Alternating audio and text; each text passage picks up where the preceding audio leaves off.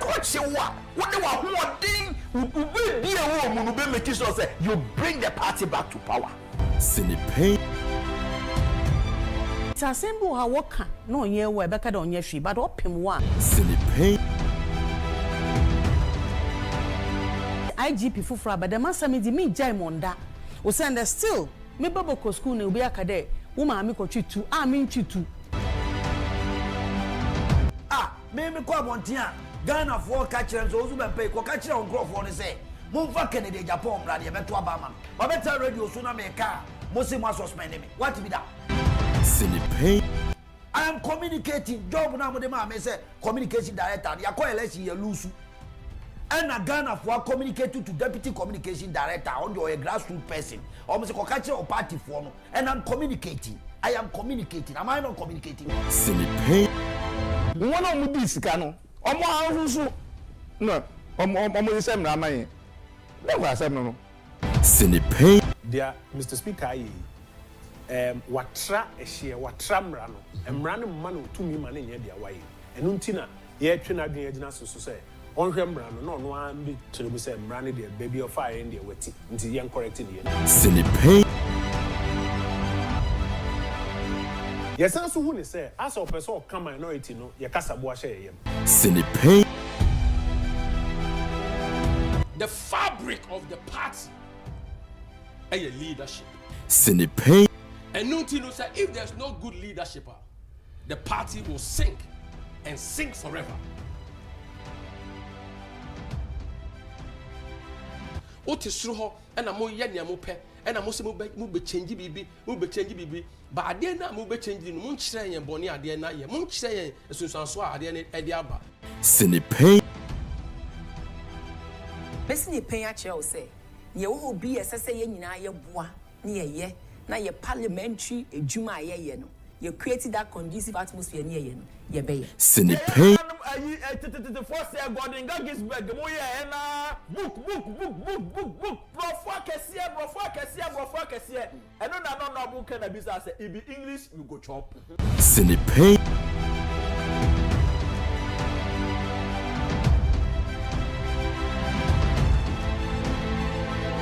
Sinipe.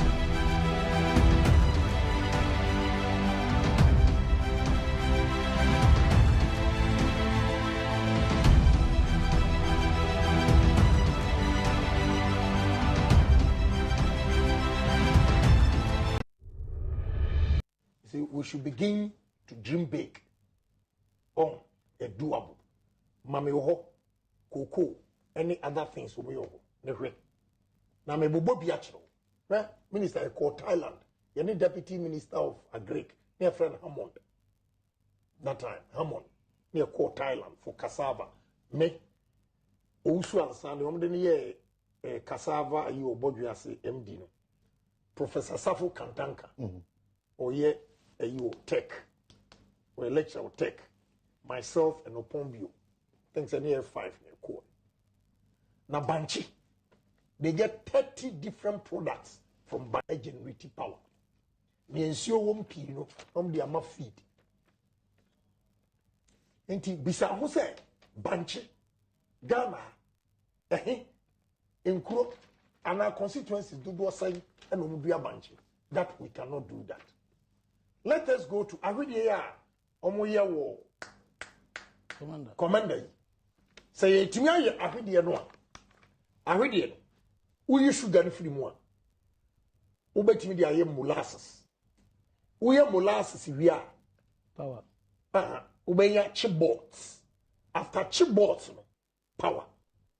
Avidia, yeah, it is all India, baby, a friend Kulapu. Sugar plants at Watuaso.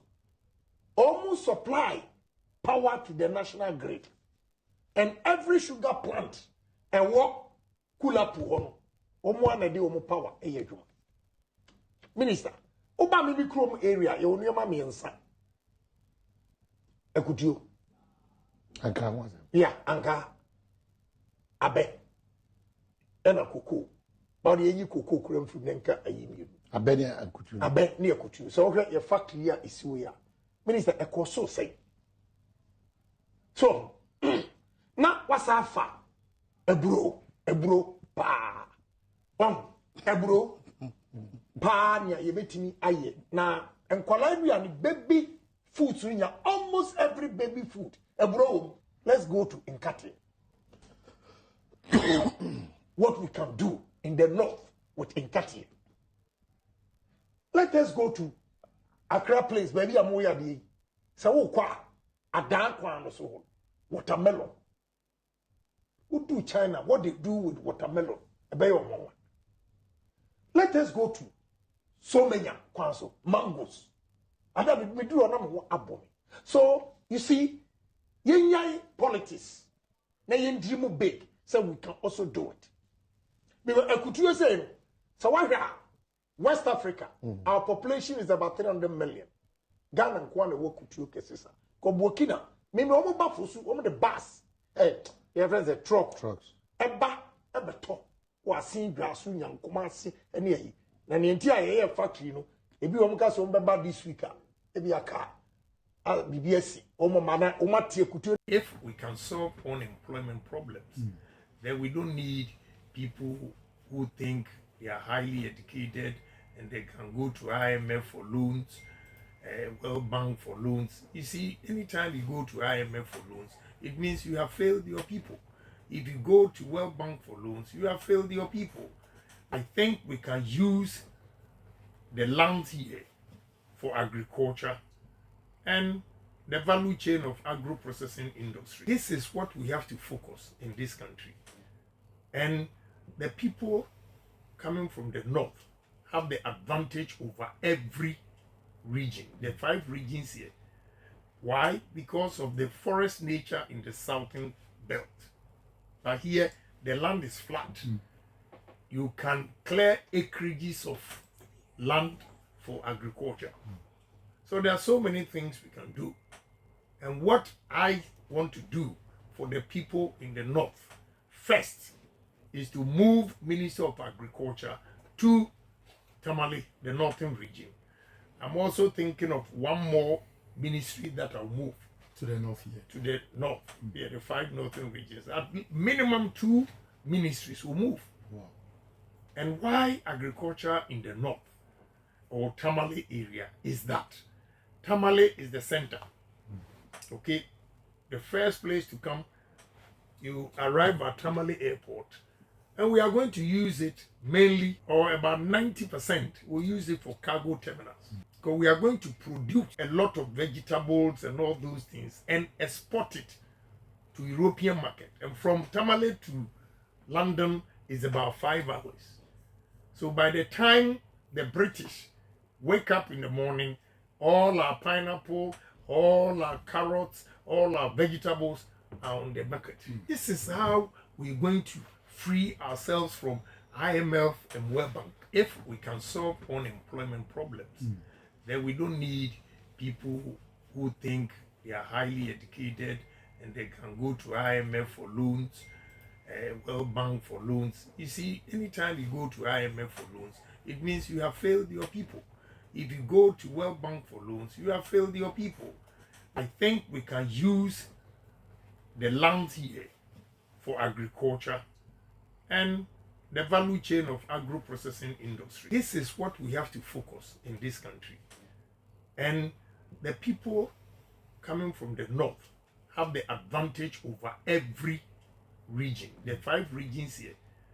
Why? Because of the forest nature in the southern belt. But here, the land is flat. You can clear acreages of land for agriculture. So there are so many things we can do. And what I want to do for the people in the north, first, is to move Minister of Agriculture to Tamale, the northern region. I'm also thinking of one more ministry that I'll move. To the north here. To the north, yeah, the 5 northern regions. At minimum 2 ministries will move. Wow. And why agriculture in the north or Tamale area is that Tamale is the center. Okay, the first place to come, you arrive at Tamale Airport, and we are going to use it mainly, or about 90%, we'll use it for cargo terminals. Because we are going to produce a lot of vegetables and all those things and export it to European market. And from Tamale to London is about 5 hours. So by the time the British wake up in the morning, all our pineapple, all our carrots, all our vegetables are on the market. This is how we're going to free ourselves from IMF and World Bank if we can solve unemployment problems.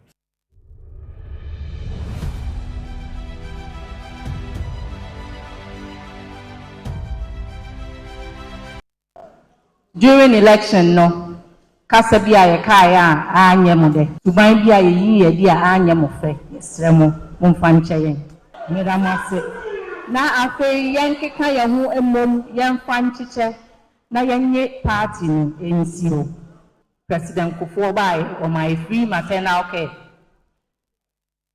yɛma no starting school so na ɔma aduane di President Kufuor President akufo-addo so bae ɔbɛhwɛ nkɔdaa ne secondary school maaye nkɔdaa ne awie school ɔno abo kensa yɛntoma no na ɔma nkɔdaa no adwuma nyɛ na ɔwɔ plastic factory a wafa Ghana nkɔdaa 350 ɔmo yɛ adwuma wɔ ɔtɔ factory no ɛnɛ nkɔdaa 350 ɔmo nyina ɔmo yɛ adwuma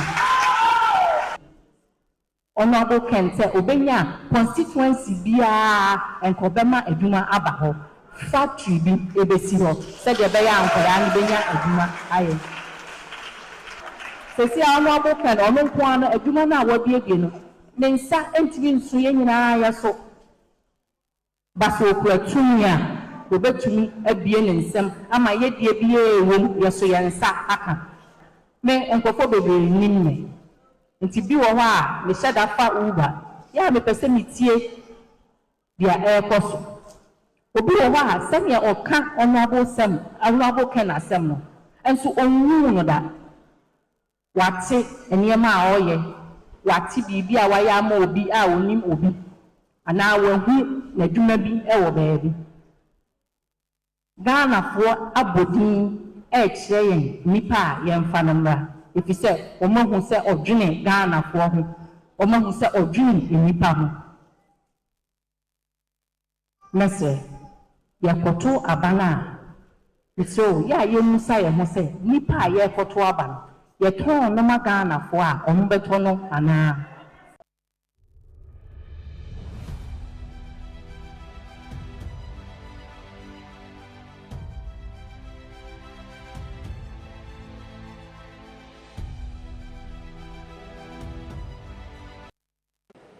See, opinion more way a pineapple abrebe and kube.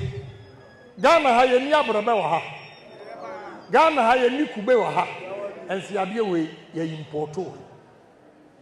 Way na me kire say wotu abama Kennedy Agyapong. I will make sure say ye ni ankasa ye wo machines a ye di produce abrabano any kube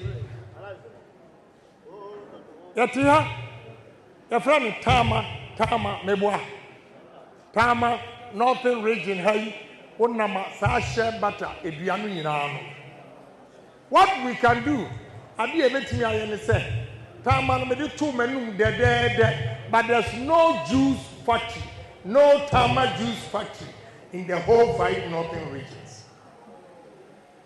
What we are going to do, what we are going to do, every time before so be Shabbat, you be you, and mix it, abrobe, and now kube, and have this juice factory here. And see our yam storage near yam chips. Near yam processing. And Hong Kong, how many factories? And you know, yes, I be some factories we were hard, and you're 9. Mesram. Me, you are not paying for a motia. Mesram, mommy, one chance to pay. One chance to pay. Second, be a Agyapong. Everything are creative jobs. I'm the youth of this country.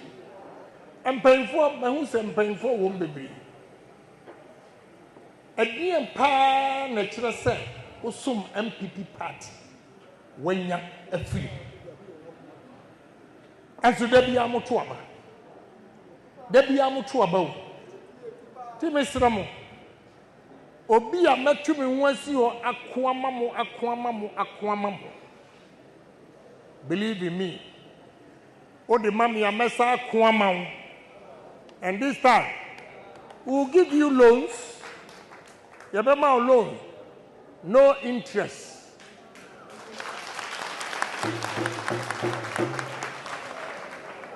Nkum wobɔ wo nsɛm no yɛde loan ni ma wo na yɛanyɛ wo interest nsi ho na woantua ka deɛ me deɛ mɛkye wo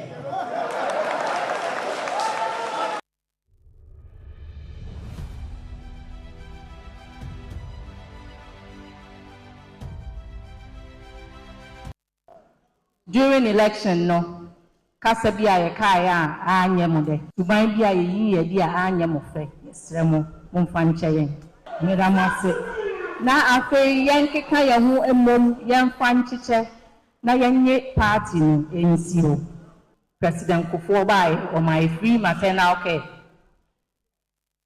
yɛn ma no start school so na ɔma aduane di president kufuor president akufo-addo so bae ɔbɛhwɛ nkwadaa ne secondary school maayɛ nkwadaa ne awie school ɔno abo kɛnsɛ yɛntoma no na ɔma nkwadaa no adwuma nyɛ na ɔwɔ plastic factory a wafa Ghana nkwadaa 350 ɔmo yɛ adwuma wɔ ɔtɔ factory no ɛnɛ nkwadaa 350 ɔmo nyɛ ɔmo yɛ adwuma ɔno abo kɛnsɛ obenya constituency biara nkɔbɛma adwuma aba hɔ factory bi ebesi hɔ sɛdeɛ ɛbɛyɛ nkwadaa no benya adwuma ayɛ sɛsi a ɔno abo kɛn ɔno nko ano adwuma no a wɔabiebie no ne nsa ntumi nso yɛn nyinaa yɛ so basa okura tumi a wɔbɛtumi abie ne nsam ama yɛdie biara ɛwom yɛso yɛn nsa aka me nkɔfo bebree nim me nti bi wɔ hɔ a mehyɛ da fa uber yɛ a mepɛ sɛ metie deɛ ɛrekɔ so obi wɔ hɔ a sɛnea ɔka ɔno abo kɛ n'asɛm no nso ɔnwu no da wate nneɛma a ɔyɛ wate biribi a wayɛ ama obi a onim obi anaa wahu n'adwuma bi wɔ baabi Ghanafoɔ abɔdin ɛrekyerɛ yɛn nnipa a yɛmfa no mmra ɛfiri sɛ ɔmahu sɛ ɔdwene Ghanafoɔ ho ɔmahu sɛ ɔdwene nnipa ho mɛsɛ yɛkɔto aba no a ɛsɛ yɛ a yɛmmusa yɛn ho sɛ nnipa a yɛrekɔto aba no yɛtɔn noma Ghanafoɔ a ɔmo bɛtɔ no anaa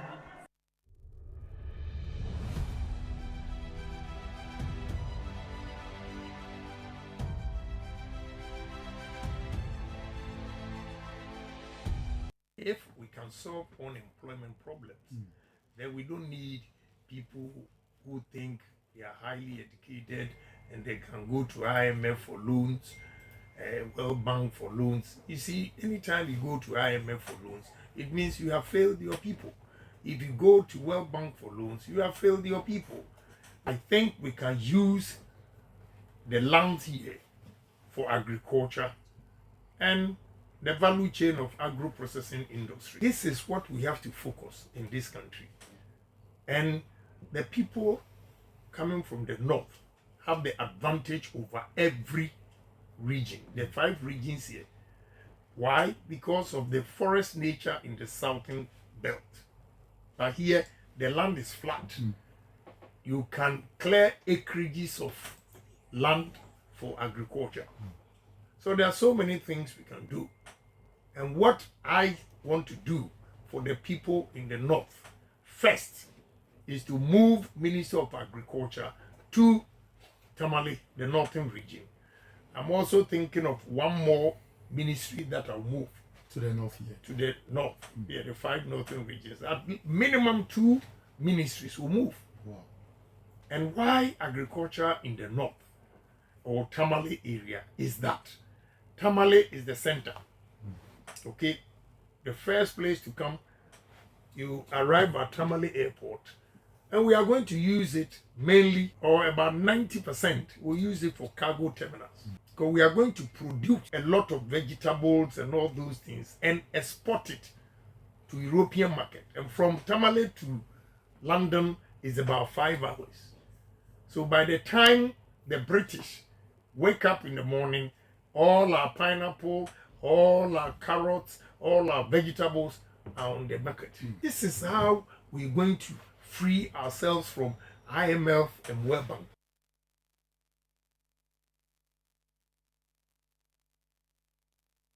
So agric, agro-processing. Let me draw your attention to something. When we are emphasizing on agriculture, it means we should produce our own fertilizer. And the fertilizer plant is going to be in the north. Wow. We have to have fertilizer plant.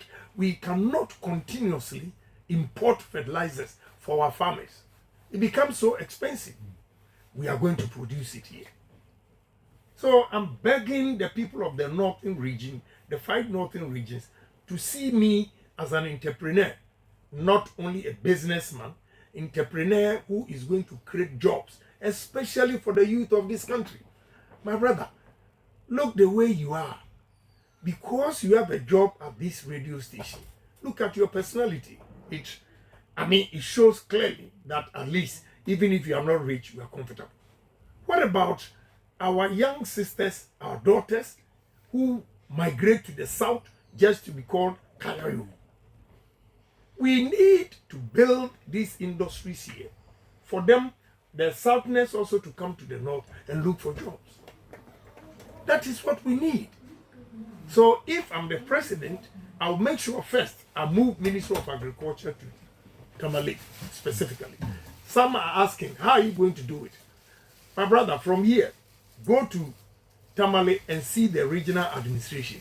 It's so huge and it's underutilized. We are going to divide it into 2, Minister of Agric and regional administration.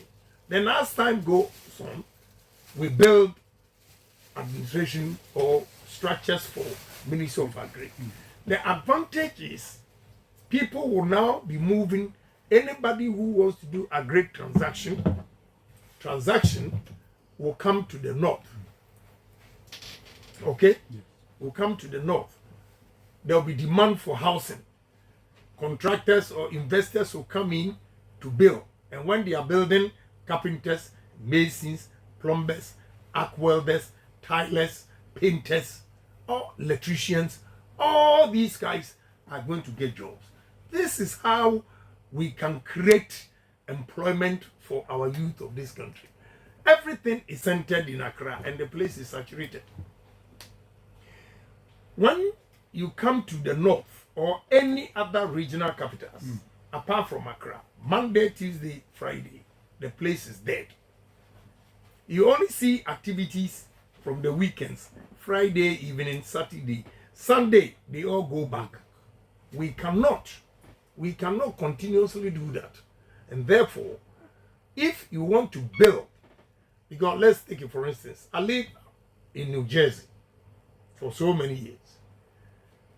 We share border with New York. But I don't go to New York to shop. I get everything in New Jersey.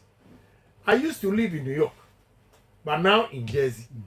I don't remember when I went to New York because I have everything there. When you move from New Jersey, you go to Pennsylvania. Pennsylvania, they don't come to New York for their needs.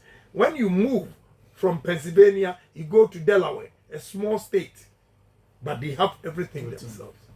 You from Delaware to Maryland is the same. Why can't we do it? That is why I've decided to build this country by opening up, and you start that with the ministries. Minister of Energy will go to Takoradi, okay? Minister of Transport will stay in Accra because of the sea and the air, those things.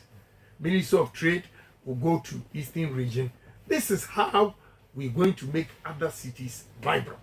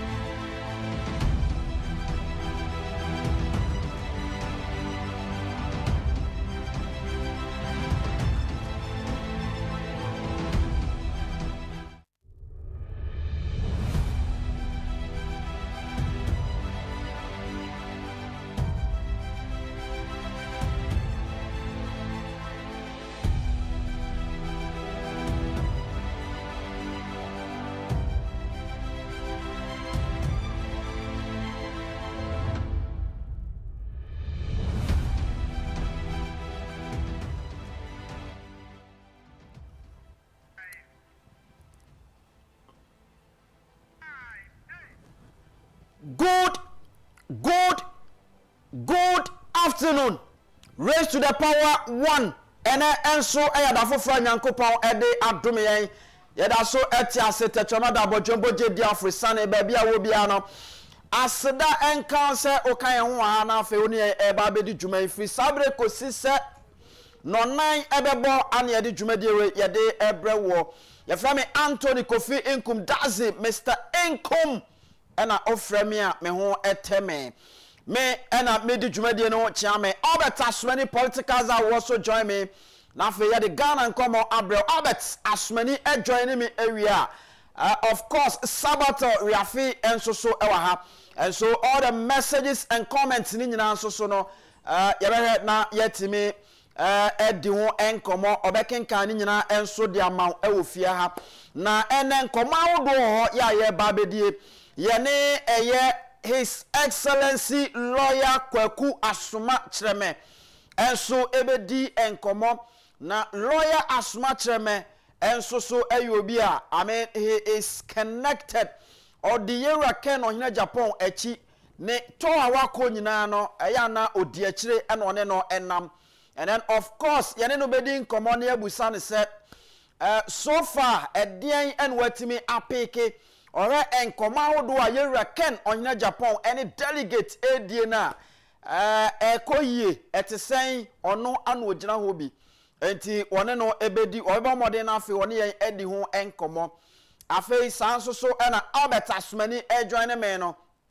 En command do baby, oh, Yabahena yedi. Dr. Mahmoud Bawumia, His Excellency, or say, Sir MPP delegate at Wabamana. Wono ede abrochire anode ba Ghana. Na ninyina no promises ahodo promise upon promise. Yabere na fe yetimi edi ho nkomo akyerɛkyerɛfo bi ene enipa bi asɛm o mo kan se His Excellency Dr. Mahmoud Bawumia eka se the free Wi-Fi.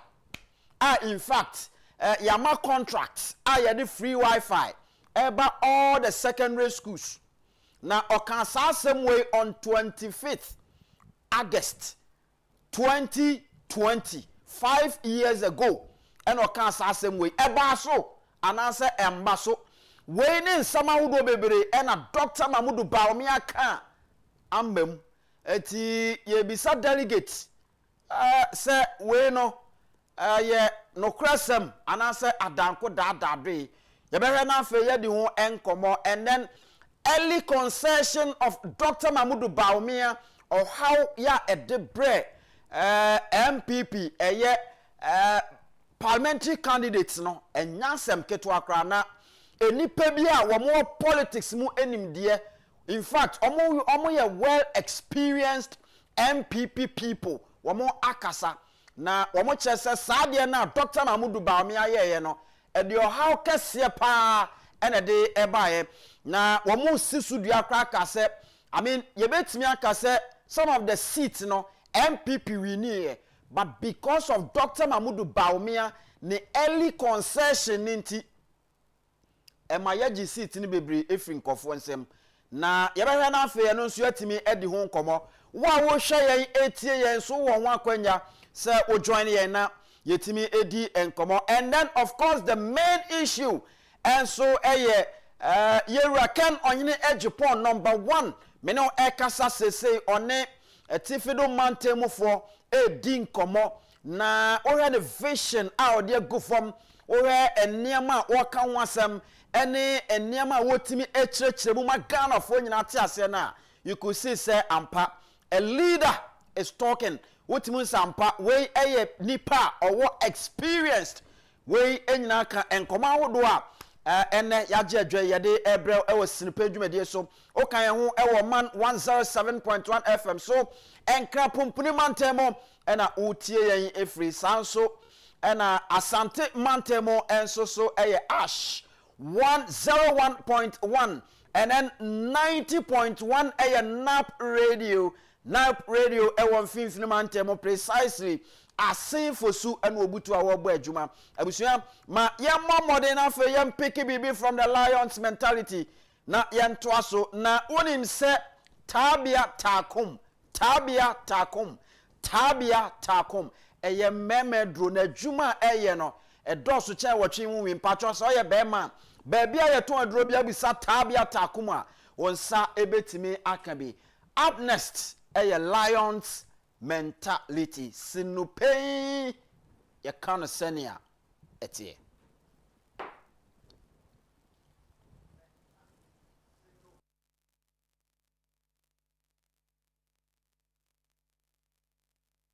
Because he fights for freedom. His very nature says he will die for that freedom. Perhaps there's freedom. The lion has freedom because the lion demands freedom. The lion has freedom because he fights for freedom. His very nature says he will die for that freedom. Perhaps there's no more valuable asset on this earth than freedom. Something you can only understand if you've experienced a lack of it. In your own life, you must fight for freedom. Your own and that of others. The freedom to speak your mind. The freedom to be who you want to be. The freedom to live on your terms. Freedom means fairness for all. The freedom to be who you must be while allowing others to be who they're going to be. There is no greater value. Fight for your freedom.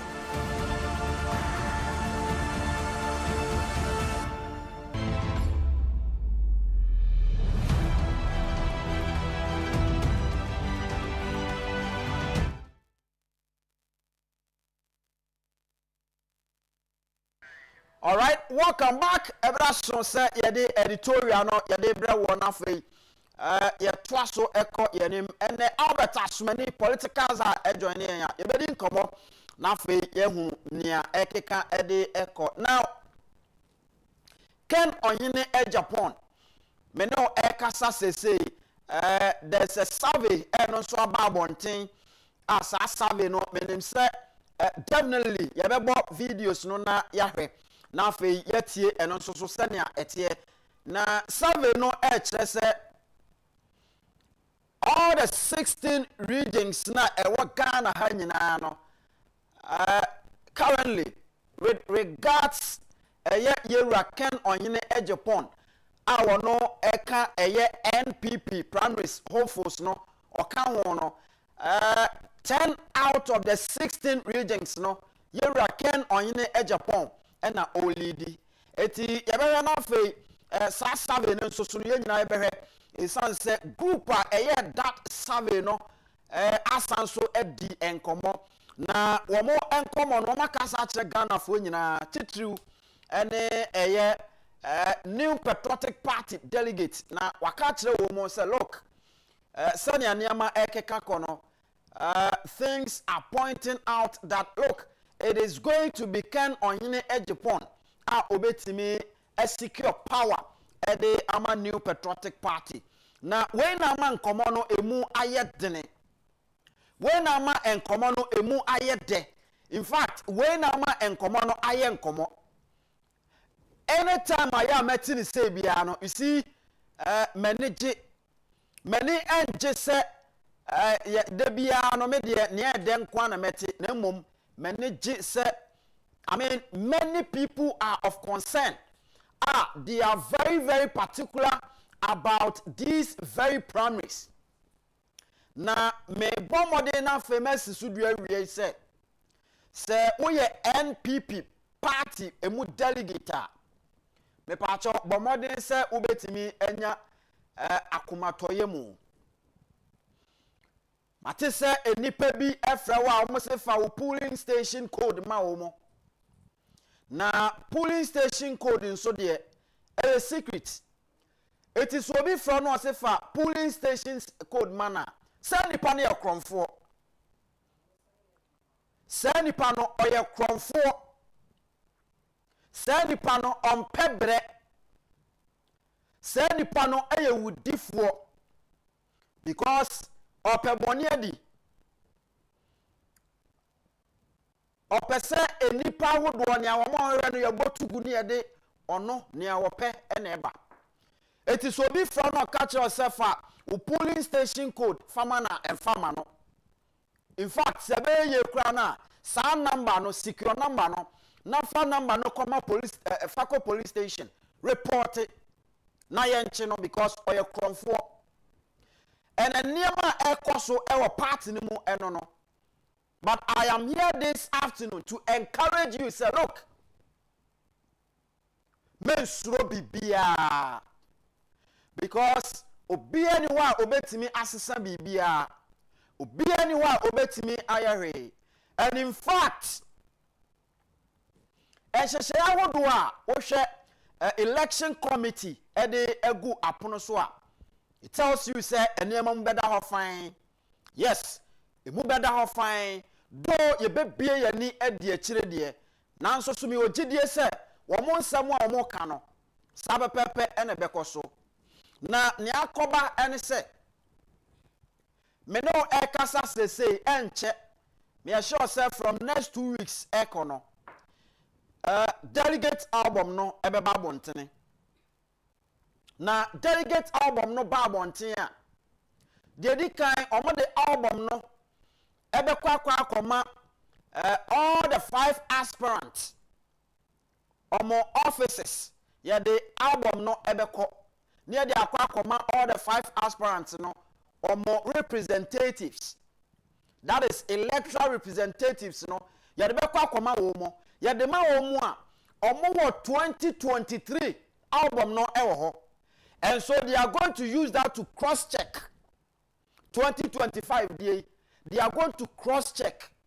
Na oma hihwemu nyina hunu sampa bibia edana kwam afi se wo musom e wo various offices na omesan so de akọ eye various constituencies no, various polling stations no, ye de beba ho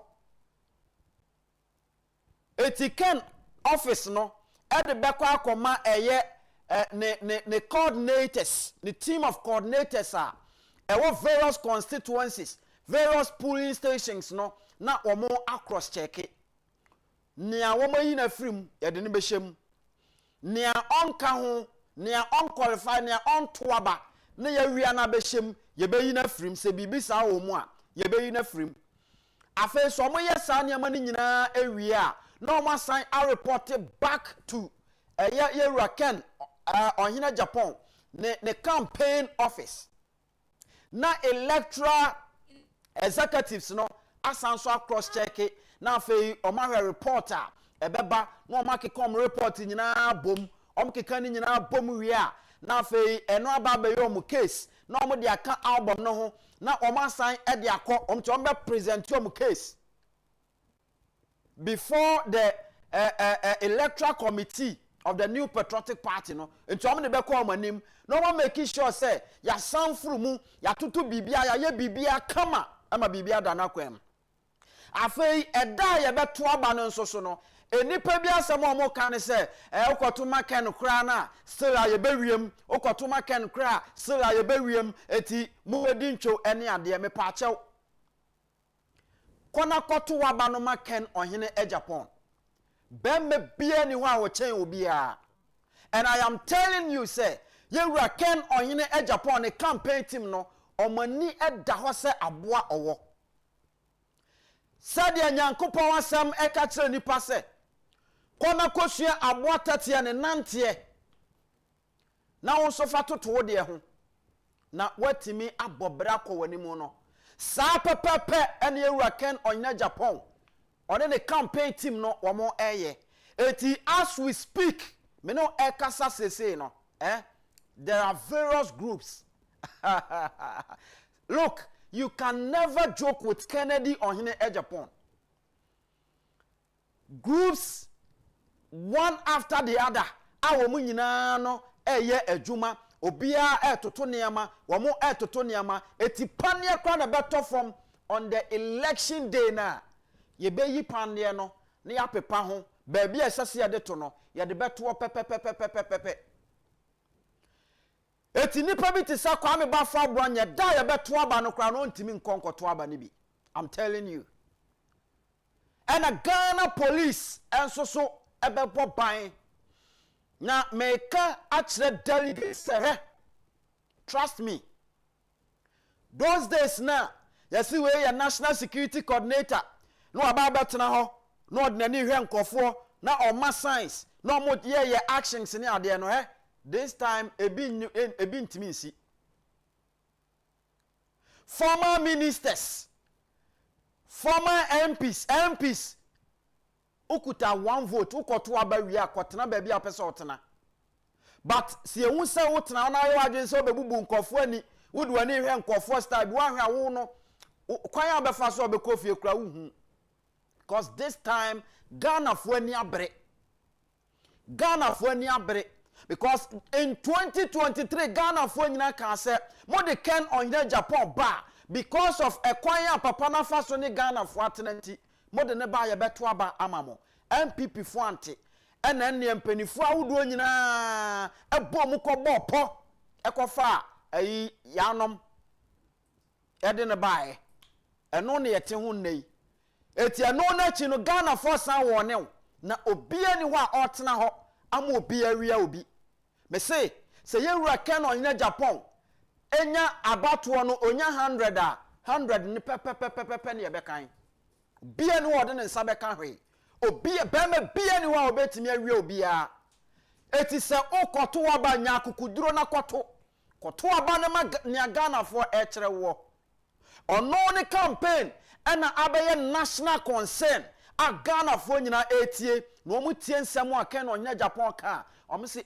papa we de na den kra na papa yi when declaring intentions ntem aden kra na papa yi 1 month tem aden kra na papa yi 1 keka ne ho ntem but Nyankopon e wo bere a ode ye bibia.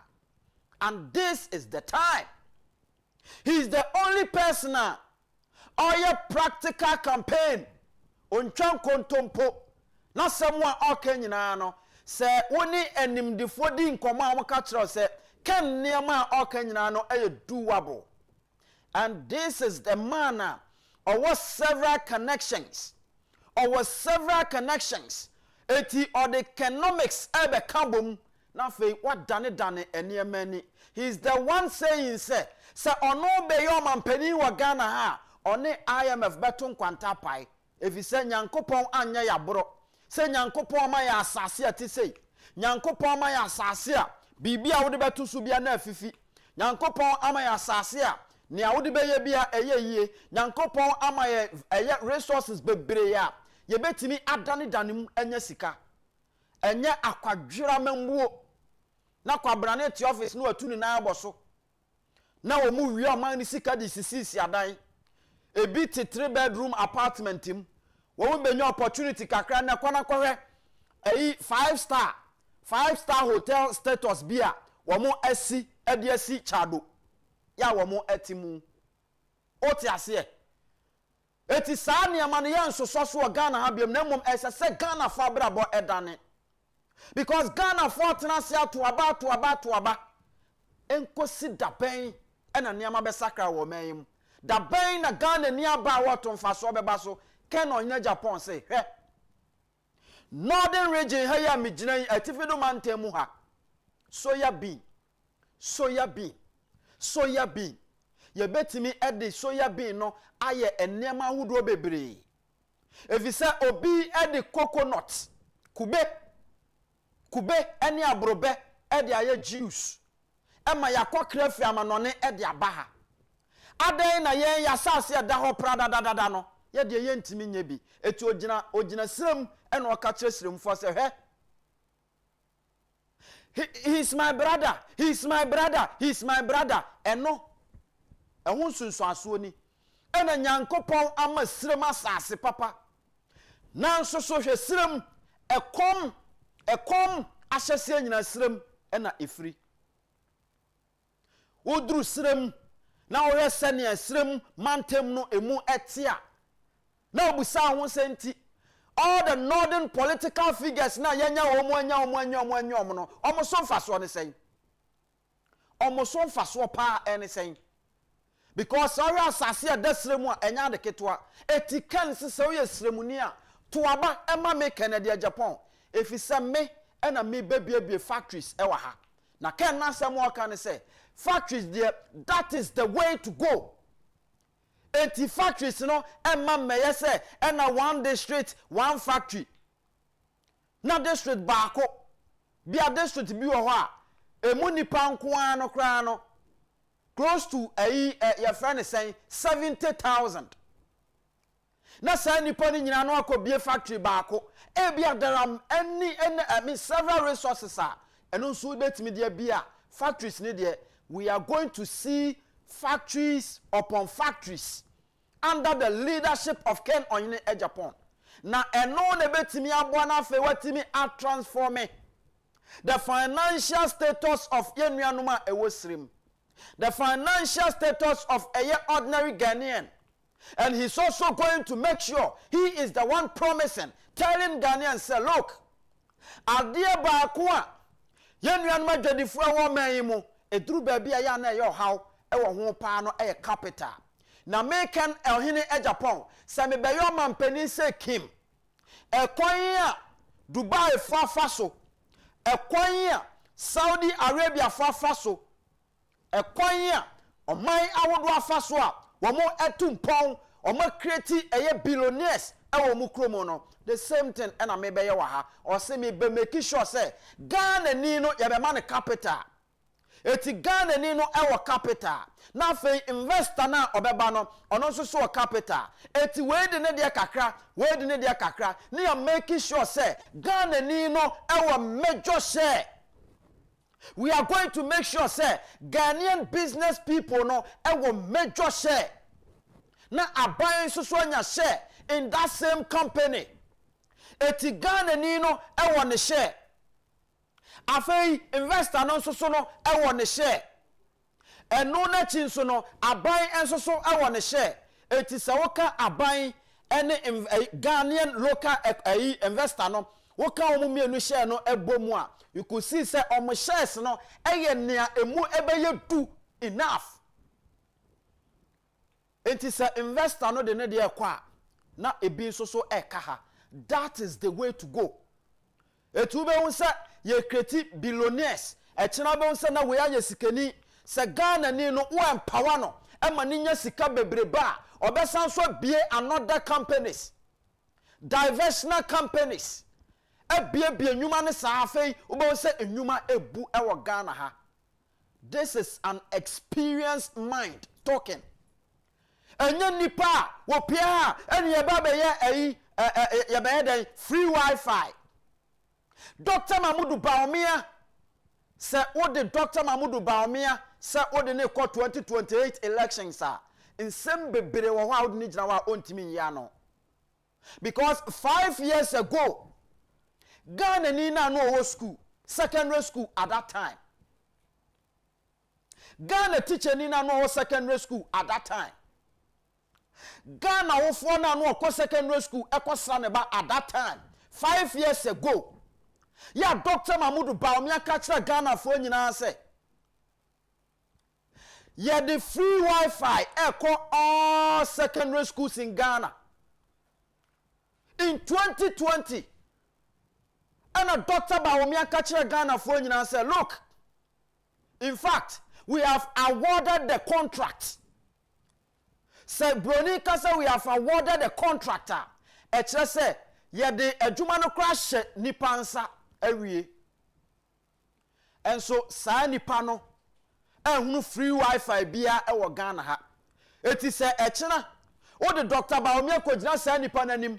Na o ka che nipa nso nkonkoto abanfama na se wo ye MPP ni sa nipa no udi natem ana wo ka de na akire no. Dr. Mahmoud Bawumia and a catcher creative art for what Ghana Henry say, look, Abaya Tenas and one say talent, dear Bia. Say ya the answer a farm home, Yamaya ni a conhua, a betimia boama Ghana economy, or minus Kasam no assassin. Etia Tenas Dia who say creative arts, especially musicians, no, upcoming ones, no, a true baby on by recording Yom Kraniana Eden. Until we are going to partner certain individuals, private people. Now, yes, recording studios across Ghana. Some recording studios, no, almost free, almost in a way. Bakukra anyhow. It is a woody Dr. Mahmoud Bawumia, Eko Kojina sa creative art ni no enim. Now catch and sonko to Abama Dr. Bawumia. Who did not attempt anadeɛ na apɛ sɛ ɔka kyerɛ no Dr. Mahmoud Bawumia once again essay yɛwunu sɛ yɛwɔ national theatre baako pɛ esinkra pompuni mantemo na ɛsɛsɛ yɛtimi ɛma theatres ahodoɔ epu Ghana eti sɛ saa na tie deɛ a ɛne na aban no ayɛ nhyehyɛeɛ sɛ yɛbɛsi theatres na theatres no yɛsi baako ɛwɔ Asante Mantemu Kumasi yɛsi baako ɛwɔ yɛ Western region that is Takrade yɛsi baako ɛnso so ɛwɔ Tamale na saa deɛ no amba so no Dr. Bawumia ɛhyɛ sankɔfo no bɔ in 2020 5 years ago Dr. Bawumia free power no just a year ni o 10 months ani 10 months ani busumi dunie na sa wo san koyi sa nipa no ede ne koja creative art for nanim se wo mo konkoto aba emfama na wo didi sankofo na tem ana sembe na apese o ka kire wo mo ombe mo wo hu wo be hu se yes sebe se oponko abodam a ni wura ne de ombo odam sebe se oponko no na ekire a ni wura ne de onkire sebe so oponko no na ate praka ni wura ne de onte praka eti se abato wo nsunsuanso de a na che se candidate bia so a wo yi ni bia no esunsunsuanso e wo ho eti Dr. Mahmoud Bawumia entimi enka nkyere Ghana ni bia se mi beye sei ama Ghana ni bia genedi because the records enye osi ye be ma Ghana school fo nyina free wifi teacher fo nyina ye ba be ma mu nyina free laptops yesi ebinum sika kra yaje eso laptops no besi ne wo mo nsanka eti se osan koyi Dr. Bawumia se wo de ne san kwa akoma sa nipa ne se onkoto abama na wankasa na semben na opese o ka kire o party no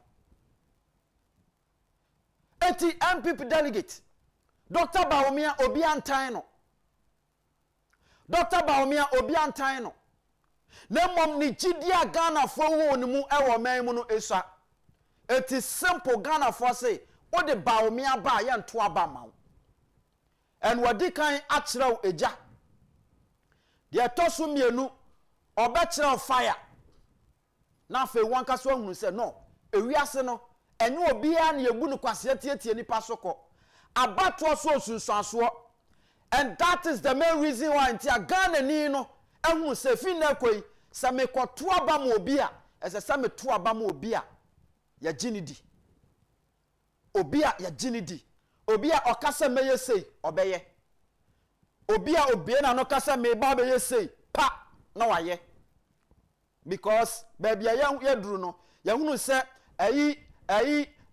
ya fan sen politicians na your madwene se adanko dadade se sei kra de ne omoye ne se oto gari 1 cup e de mo obi a no ode ya fan sen camera akwakosi no so no record no ode aba to Facebook. That is the nonsense part ekoso. Mami Fonsia Albert Asmani politicals are join me. Na yedi nkomo ewo Ghana nkomo so. Wo a wo hwe etie yen so no ebre so a ye bebie phone lines no amo abo awuram na afei wa ba me nyina yedi nkomo sinu pen ye kan sene a etie. God favorable me to instill any hope now. And that is why those of you following Bawumia, you must know that Bawumia will not be a good candidate for us this time. Only Agyapong not deba promising Ghana for Ginedi. And before Baba power BR, yet the promise being the power.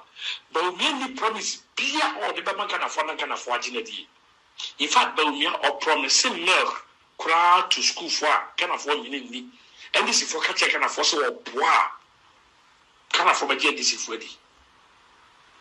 But I can assure you, the era Kennedy, Kase, Abranti Bia do 18 Obeto car, Manase, Obenya car, Ghana for my Kennedy. Why am I saying this? Because Bawumia did not deliver on most of his promises. One village, one dam, anye you. or no one go judge na a slim here. One village, one dam, and ye one constituency, 1 million, and ye. Palugu Dam or what studio we can say it is NPP's flagship program and not Palugu Dam for anyone. It was problematic. Okojina Cape Coast Corp promising harbour, a new harbour to be built. No promising airport to a Cape Coast.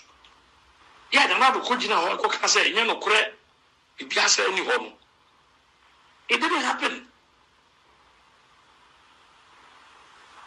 Okojina Yura, Numu Sarabutu, a year in Krabopeni, and promising to say. How many times do you go to the gym? Arabia, and say, Obabi see a medical university. We are 42 senior high schools. Amagana. It never happened. How many times did the Yoruba promise people? He promised Ghana heaven. He promised a good economy. As we speak now, Yoruba economy wasn't beyond Ghana for. In today, Ghana for you.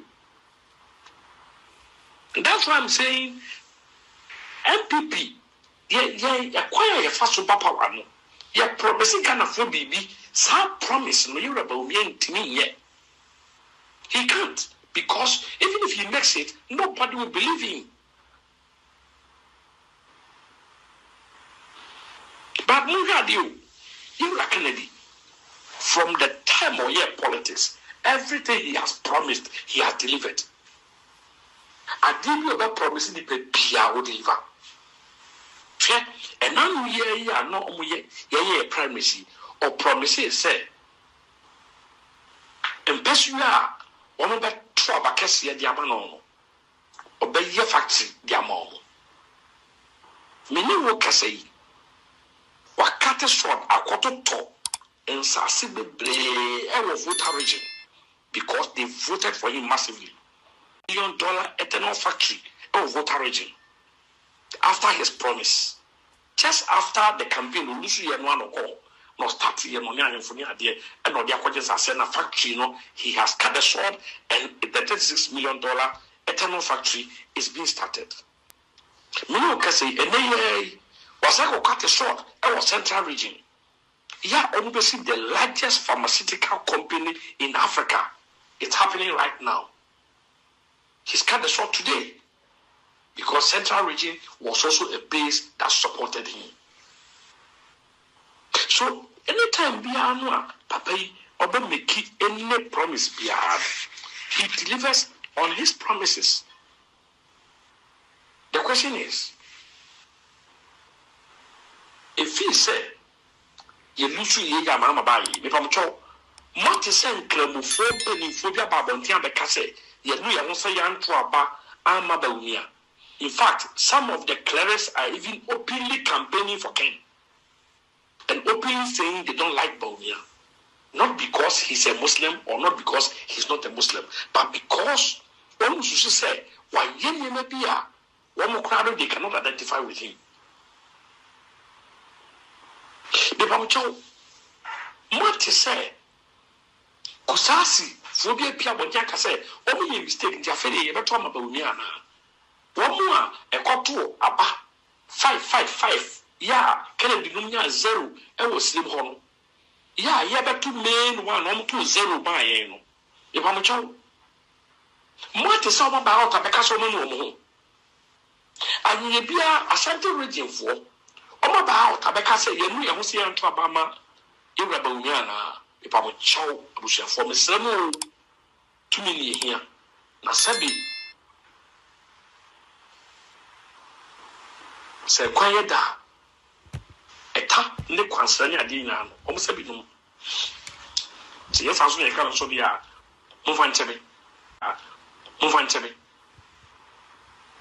obi a mo ha bia no e di mesrem me the way I see do MPP enya de a maye bibia de tia MPP they charge me treason because of MPP I will never do anything to destroy MPP now omo e ba ha nyina from 1992 ɛbɛpem saa de wɔn wɔ se body and soul ɔde ne sika na hoɔden ne nimdeɛ aboa MPP party ɛkyɛ American ɛdi Agyapong na me kura ni wia na makɔ akɔsɛn no ana yɛpɛ party yi te mesrɛ mo obi a ɔbɛba biara wantimi anka adwuma ho asɛm na ɔbɛka ka ne de Agyapong onye presidential material onye say look let me tell you we need bold men yehia kukudurofo NDC for etutura asɛm no wanya obi a nani edin na wantimi anko face NDC for a yebesa ko opposition the mesra munya kukudurofo until say yebeka the last constituency say me a presidential candidate I will never accept defeat. I will never accept defeat until the electoral commissioner comes out to declare. I will not make I will never accept defeat. Ekuna ye kono ehia bema a wo mu beta yachi enye sa wo de ye boy ya na mu dimirika ne mu adwane no makosi segu no enye sa na ye election in Africa to vote for a bold man ebiem last one me go transi obi ba wo say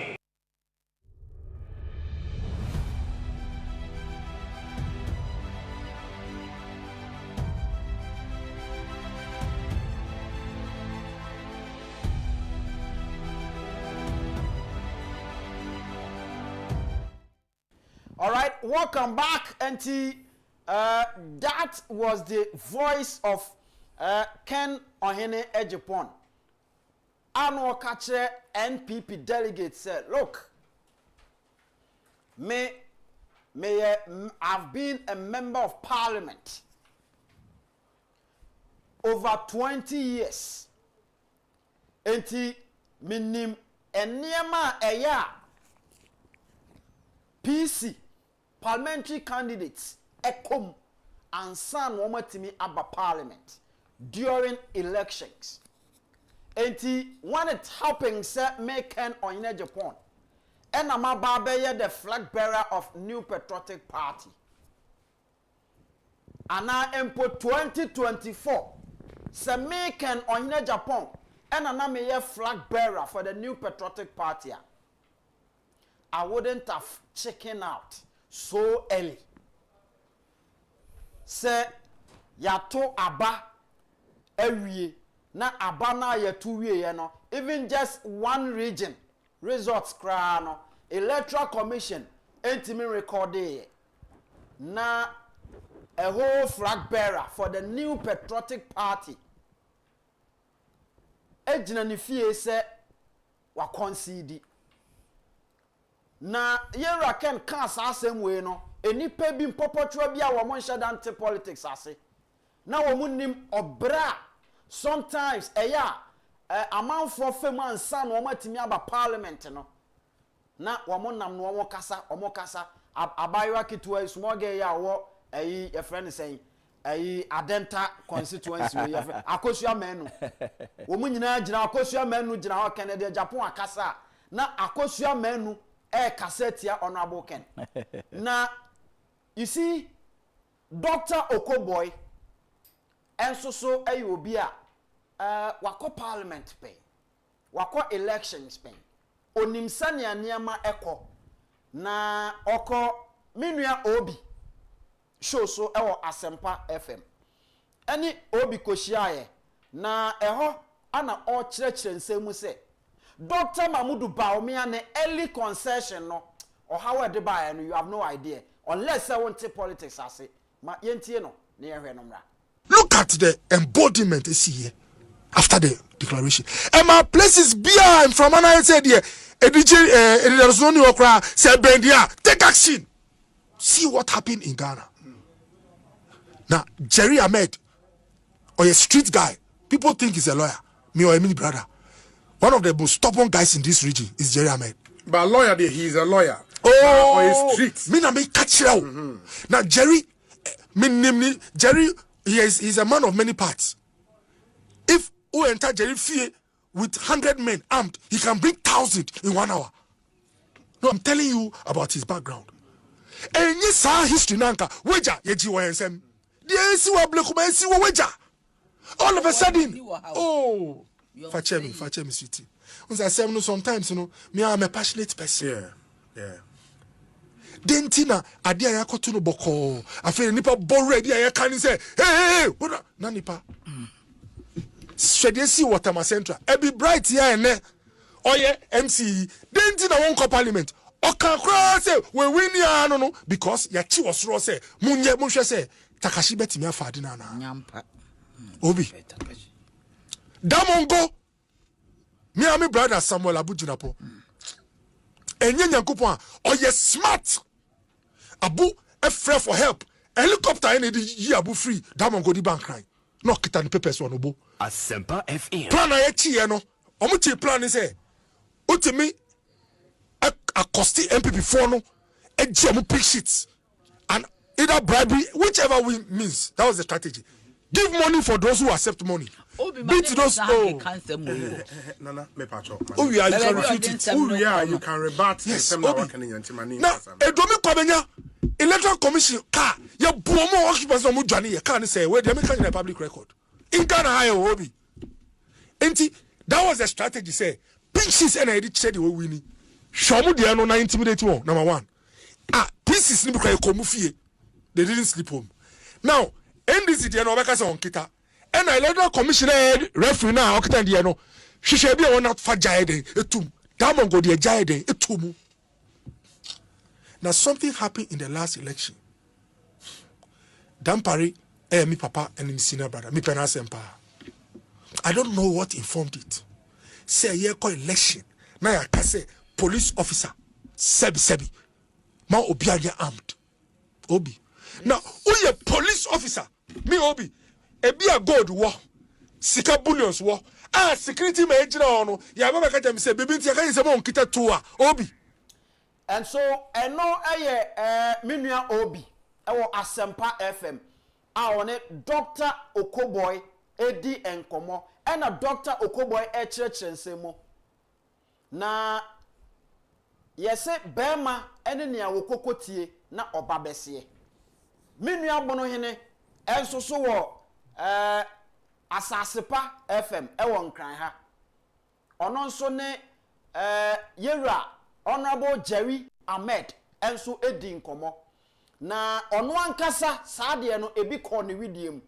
Na sei ena Yera Jerry Ahmed nsemo with regards to Dr. Mahmoud Bawumia ne early concession near Edebaye. First of all, Kofu Baby Becca say, oh, we did well by conceding early. But Obisamia, that was the number one problem we faced with these elections. Said Dr. Laji Mahmoud Bawumia ban Tembeji too. Nah, me over the period, my monitor elections, and I may say normally. Members of Parliament, or more co-elections, announce your more results now.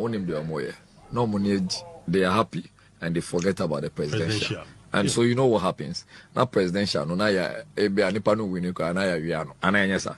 And me say, me specific example, and then maybe you can match it along.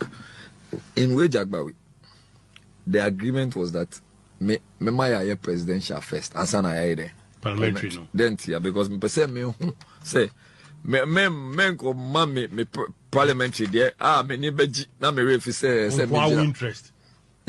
Yes sir. Yeah presidential and we came into the next day into the parliamentary. That was when the flag bearer had conceded. Unim DSC NDC4 became very emboldened. Police force Rose Omobeko transfers. Many occasions say Abebeko transfer because they were even able to show say they were more neutral and professional. I had to stay on my feet for close to 76 hours. Because we all attention. Now let me go. Me said nipa na me share no go declare no. Or declare no now the powder go no so now in for more than 3,000 in it. At that point, in go no mo go to Abama no be no mo in it. Why? Because we had conceded, and that concession gave us a lot of problems. Because police for anchor on Bejina Hamauno. Almost to say or ensure say there is proper enforcement of law. Pamono, and I transfer. Missy many baby I transfer. Opa almost all the regions. People who were seen to be more professionals. We Honorable Jerry Ahmed, Deputy Chief Minority Whip of Parliament. Na Nasem a ochirechire mu eno no and all the submissions na obiya ye na the underlying word no say Dr. Mahmoud Bawumia, the flag bearer for the New Patriotic Party, our 2024. The early concession no emboldened the National Democratic Congress. Inti ema womo toshe pieces no so say only the strongest will survive. That is what Dr. Mahmoud Bawumia caused. Eti mpopotwa na monte politics atena penia kasa na monne nam kwankwa na meche se mo ye niema bi no eya asankofo no se mo pin mi na mo kansa se na nka me de tai apem mo me de tai apem manim na nka mo jai sa ko mo ntene amase opani enkomo ne nie Nkum me da se bibi aboko de nyankopon adom yede nyame ase me hwe asemo a wo kan ni video si a waboya Nkum no krepa ne say the Fourth Republic your collection 92 96 2000 2004 2008 2012 2016 2020 2024 yenkoto aba ema Ghana ni bia nsi krom enka say woye den woye basabasa because results am I election na ye Ghana ha na ye most peaceful a polling station kura na anoma bakra bo wa obeti 2024 election but polling station kura be do ho no na polling officers no mo da nipa ni ho and truly ye to abawie ye obi a obeka say Dr. Mahmoud Bawumia conceded defeat to save Ghana's peace. It's a lie. That time, not a single person was on the street protesting. No bianco she, obi fie, obianco she, obi dying. So what is obi she dying be obi she be and after we concede. So let's take our time and break it down. And then you see yakwa abatwo. And Dr. Mahmoud Bawumia didn't count. You see, the election is presidential and parliamentary elections. And the head of the say, MPP, I work agent back for presidential, and no agent back for parliamentary. And to see a coalition now, unia, and and nam back represented presidential, back represented parliamentary. Fast forward, election officially a close 5 p.m. on 7th December. Not the time. 5 p.m. Enti ya 2 years sana as a see a coalition ye keka abani boom. And this time around no baby bro no omo ye presidential coalition no and some parliamentary no. Nkum ade chin Sunday no na presidential coalition ni kura ne bi ho na ye. And let's put this on record say out of the 16 regions, the time Dr. Mahmoud Bawumia conceded defeat, na electoral commission po strong room in Accra, na almost receiving one region results, and everybody was calm.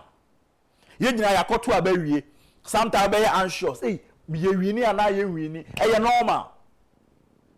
What I say? Now 5 p.m. You close the polls. Not the following day and upon 9 a.m. Not say who presidential candidate, one drain the parliamentary candidate or no election. Say okay, media mahumi stance. but parliamentary candidates no yaye omo de ana yenye. And Mr. Nkum, Ghana hano at the moment I declare results say presidential election, Mr. Nkum and our winning no, automatically you are the president elect. And by our laws, you know, and your constitution, you know, the president elect is eligible for protection, as a provided security man, as a national security man briefings, as I said, police for a man that recognition as the incoming president. Yetu abani wiye no 7 December no na Dr. Mahmoud Bawumia na akufo-addo na oma prepare say omo hand over in the next 4-5 hours ana. Were they ready for that? No, they were not ready, because they didn't go into the election with the losing mentality. That is why MPP also didn't go into the election with losing mentality. Na obianu so obede obewini. Until at that point in power who said we lose election no, automatically you are the outgoing president. You don't have to legitimize the president elect so early. Yes, what you want to say what Lucy. But automatically you become the president elect. National security and every security details, you know, ever switch it to your side. Until you don't legitimize John Mahama so early, say I got to about less than 24 hours after election, you said I've conceded. The time Dr. Mahmoud Bawumia said I have conceded, automatically John Mahama became the president elect. John Mahama became the president elect. And the police in the collation center hono. No bisa no say. Nana akufo-addo Dr. Bawumia, I come with 3 weeks pe. President Mahama oba bedi 4 years. Omo mienu no hwan na mbesese me ne tena yie. Police ni na ogina hono na adwen no because politician ye nyom papa. Okodi wachi as outgoing president ye ne ba no so ne atam na fi danso adako to kasina na nkana. Unnecessary transfers. You know how politicians treat these security officers when they perceive say you are not on their side. It's the police when they soldier for no call election in answer no. I imagine say if Dr. Mahmoud Bawumia say we lose there and then John Mahama na win and we will serve John Mahama diligently. Yeah. And the say account 3 weeks no akon there you no better na boko sa mo akon na akọ wi e ne John Mahama better na 4 years. And until I am bodin and this tax and they say this time around okay now collection e koso but be am feel say e hoya demand mumbungra ho just seize the pink sheet and let's disrupt the process.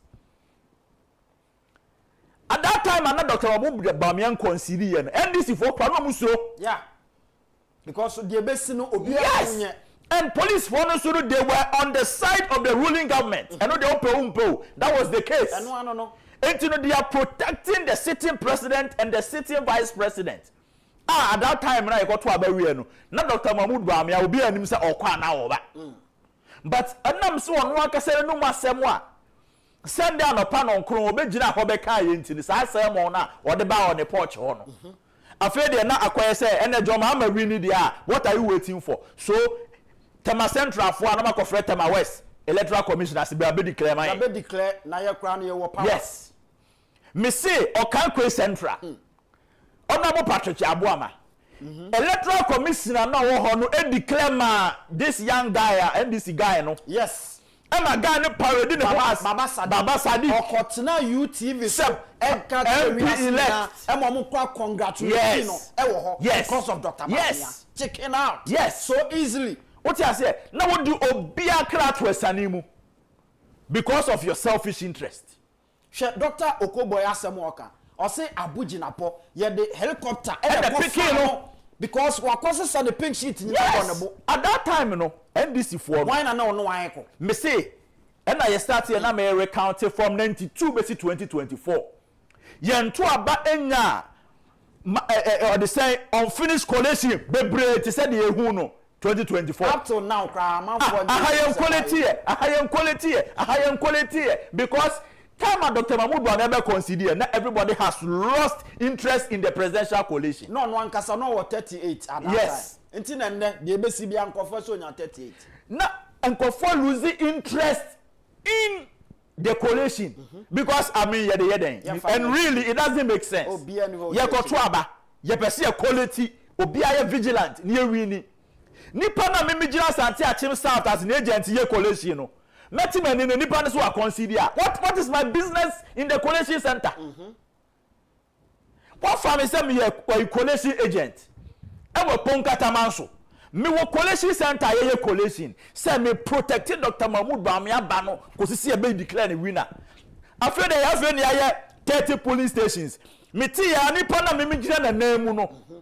Agent if you say we consider defeat. What is my business in the coalition center? No one kasakwa ujina kwa yes.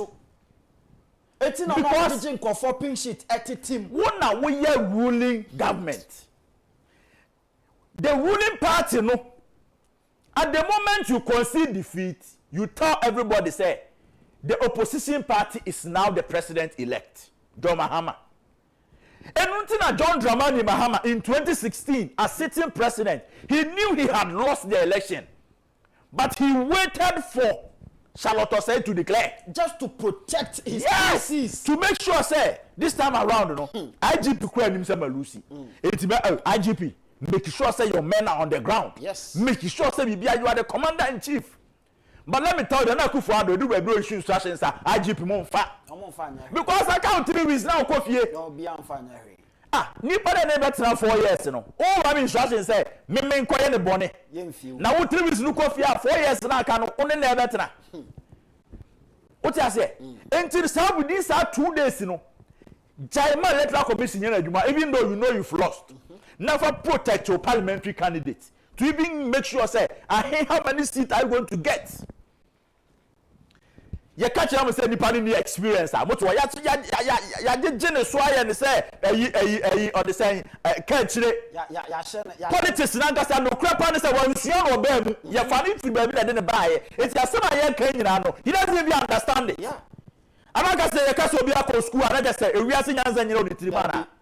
Experience is the best teacher. Politicians are not for election. Even one polling station is very critical. Yeah. What have you seen at Chroma 2008? You got to have. Come down for the giant coalition in area. I said, I didn't so. Young Kota and Kotwanka one enso. So sometimes one constituency can even make a difference. Yeah. Why the rush? Why the rush?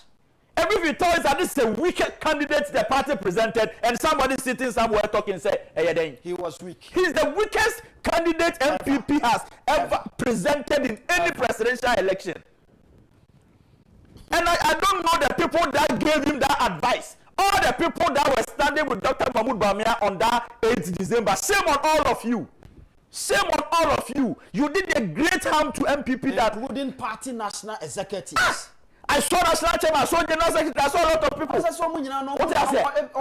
Because someone no interest in your constituency. National chairman no Madam Jan and Cheno. They didn't have any interest in any constituency. So now you're a parliamentary candidate and an election now so. And what is our parliament or presidential candidate? You know, a Johnny if you are grown na account kwa. And only I said to him, I'm free, I'm not free, I will break my off. And no, so that other dinner. I saw a reaction. Yes, only nechi. What I say? Uncle Sundinechi. What election? What Johnny Jow? What Johnny Jow? Should you see why not on prayer? I want someone. What Johnny Jow? Not on prayer. I who shall not pass when you typhoid fever. And no, also can say almost the whole eastern region. Weak candidate. No, eastern region. Someone might be crowded and now one is this one who I am a Munjamo. I'm not on prayer because the whole eastern region. Emma Obi. One can say, I can't train now. Kaulu. Who got to do in Agua? Who the number of the police station? A Tessan or Yahoo. A boy at once. Yahoo. Now also the Eastern region come over. When you know how much son your man. I say MPP ede President Kufuor ekoyeno because President Kufuor wako parliament. Yes. Onim senia etienti one chicken out. Nanado danko Akufo-Addo ako 2 consecutive times. Eti Dr. Bawumia could not learn anything from Nanado. Running mate no di no. This behavior of the 2024 election say one share them suya di bia.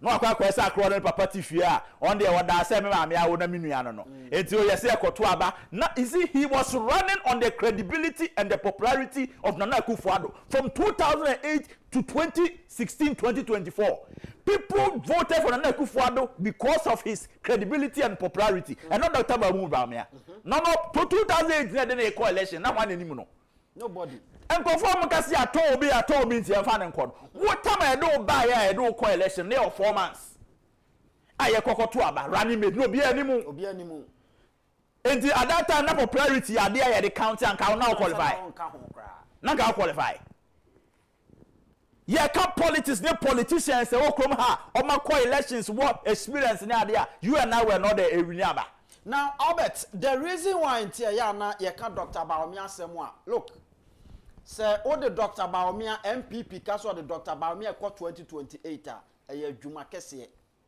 because ensama wodo bebra papa na ka no enya asem ketwa na onim say Dr. Mahmoud Bawumia on 25th August 2020 5 years ago ena oko me wafa Kwame Sefakan e show so na okọ Kwame Sefakan show no so no ana okọ ka kire Kwame Sefakan ofa Kwame Sefakan so ka kire wiase nyina say look say ye hu say aman etumpon na yade suafo especially the second cycle institutions no esese womotimi enya internet na womode asua de eti aban na ye nhyehyeye na nhyehyeye ne say aban no ede free Wi-Fi ede call all the secondary schools in Ghana or say oma transia hu say ECG for baby a omo meter ewo bia no there's fiber it is a fiber ewo honko ade a it means say e so easy so simple na in fact na some o kan ye ne say aban etimi a the contract no ama obi a oye na 5 years ago ena mesi a chire na ma frefre some secondary school teachers ena maybe some so Jack say they say mo enjoy free Wi-Fi nti mo check here nkra mo hwe ba bia ye wo ene ade meni nipa mako enson ena akasa from different secondary schools and o masem o mo kan say free Wi-Fi bia eni ba bia na ansane abekoso no ma yentie Dr. Mahmoud Bawumia ne nkoma odiye ene sene a o kirekire asem no mu. Oh, it's very feasible. The it has begun. The contract has been awarded. The process has begun. So where? Ministry of Education. So for senior secondary schools, there are two processes actually going on. Kwame, unim say ECG, omo fiber across the country. Yeah.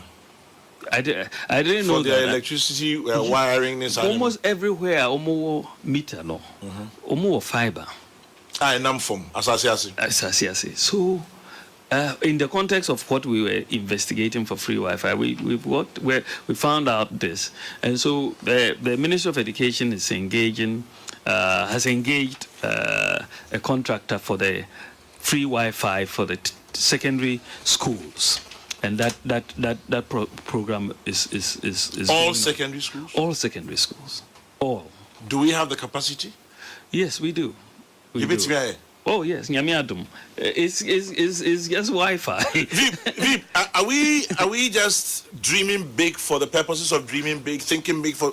And I said there's a concrete. Yes, but the point is that, as I said, if you get to the point, because we've talked to a number of potential service providers, and the Ministry of Education has chosen one of them, right? And this is not rocket science. Having Wi-Fi in a place is not rocket science. Other countries have done it. But sometimes your minds not a limited kakra. We always think that some things are impossible. Oh, it's very feasible. The process it has begun. The contract has been awarded. The process has begun. Enti we Dr. Mahmoud Bawumia ene ka kire wiase Ghana nyina say aban through a Ministry of Education all the contracts say all secondary schools say what Ghana ha nyina including baby ameme ba no wo no yemfa free Wi-Fi enko eho nyina eti asamwa Dr. Mamudu Bawumia eka ye no eno no opani nkomo ni Mr. Nkum Cape Coast Airport na we no be commission mpacho eho de me nchire na ayi o de say habo no so Cape Coast no so no bia na eho kwan so omaya na omunye bia na omaye na se me ko ho ache wonso ko ho ache me ko ho ache mom me so me ko ho ache me last time me ko ho 2023 and them ni say bia omaye me bisa we kire say enema bebre ho a Dr. Mamudu Bawumia kan ho asembata anya adwuma ebi ho a na ono ano de ne peka na enye government policy enye government program. Oh how? Enu time bisa Cape Coast Airport ye ni krom ha na Dr. Mamudu Bawumia ko kan o Cape Coast obesi amaya ye hyehyɛ sɛ ombesi airport ho abra na akufo-addo nya akwan ko Cape Coast ya sɛ no ko kan ɔse ɔboa ɔse abanye na anka bibia sa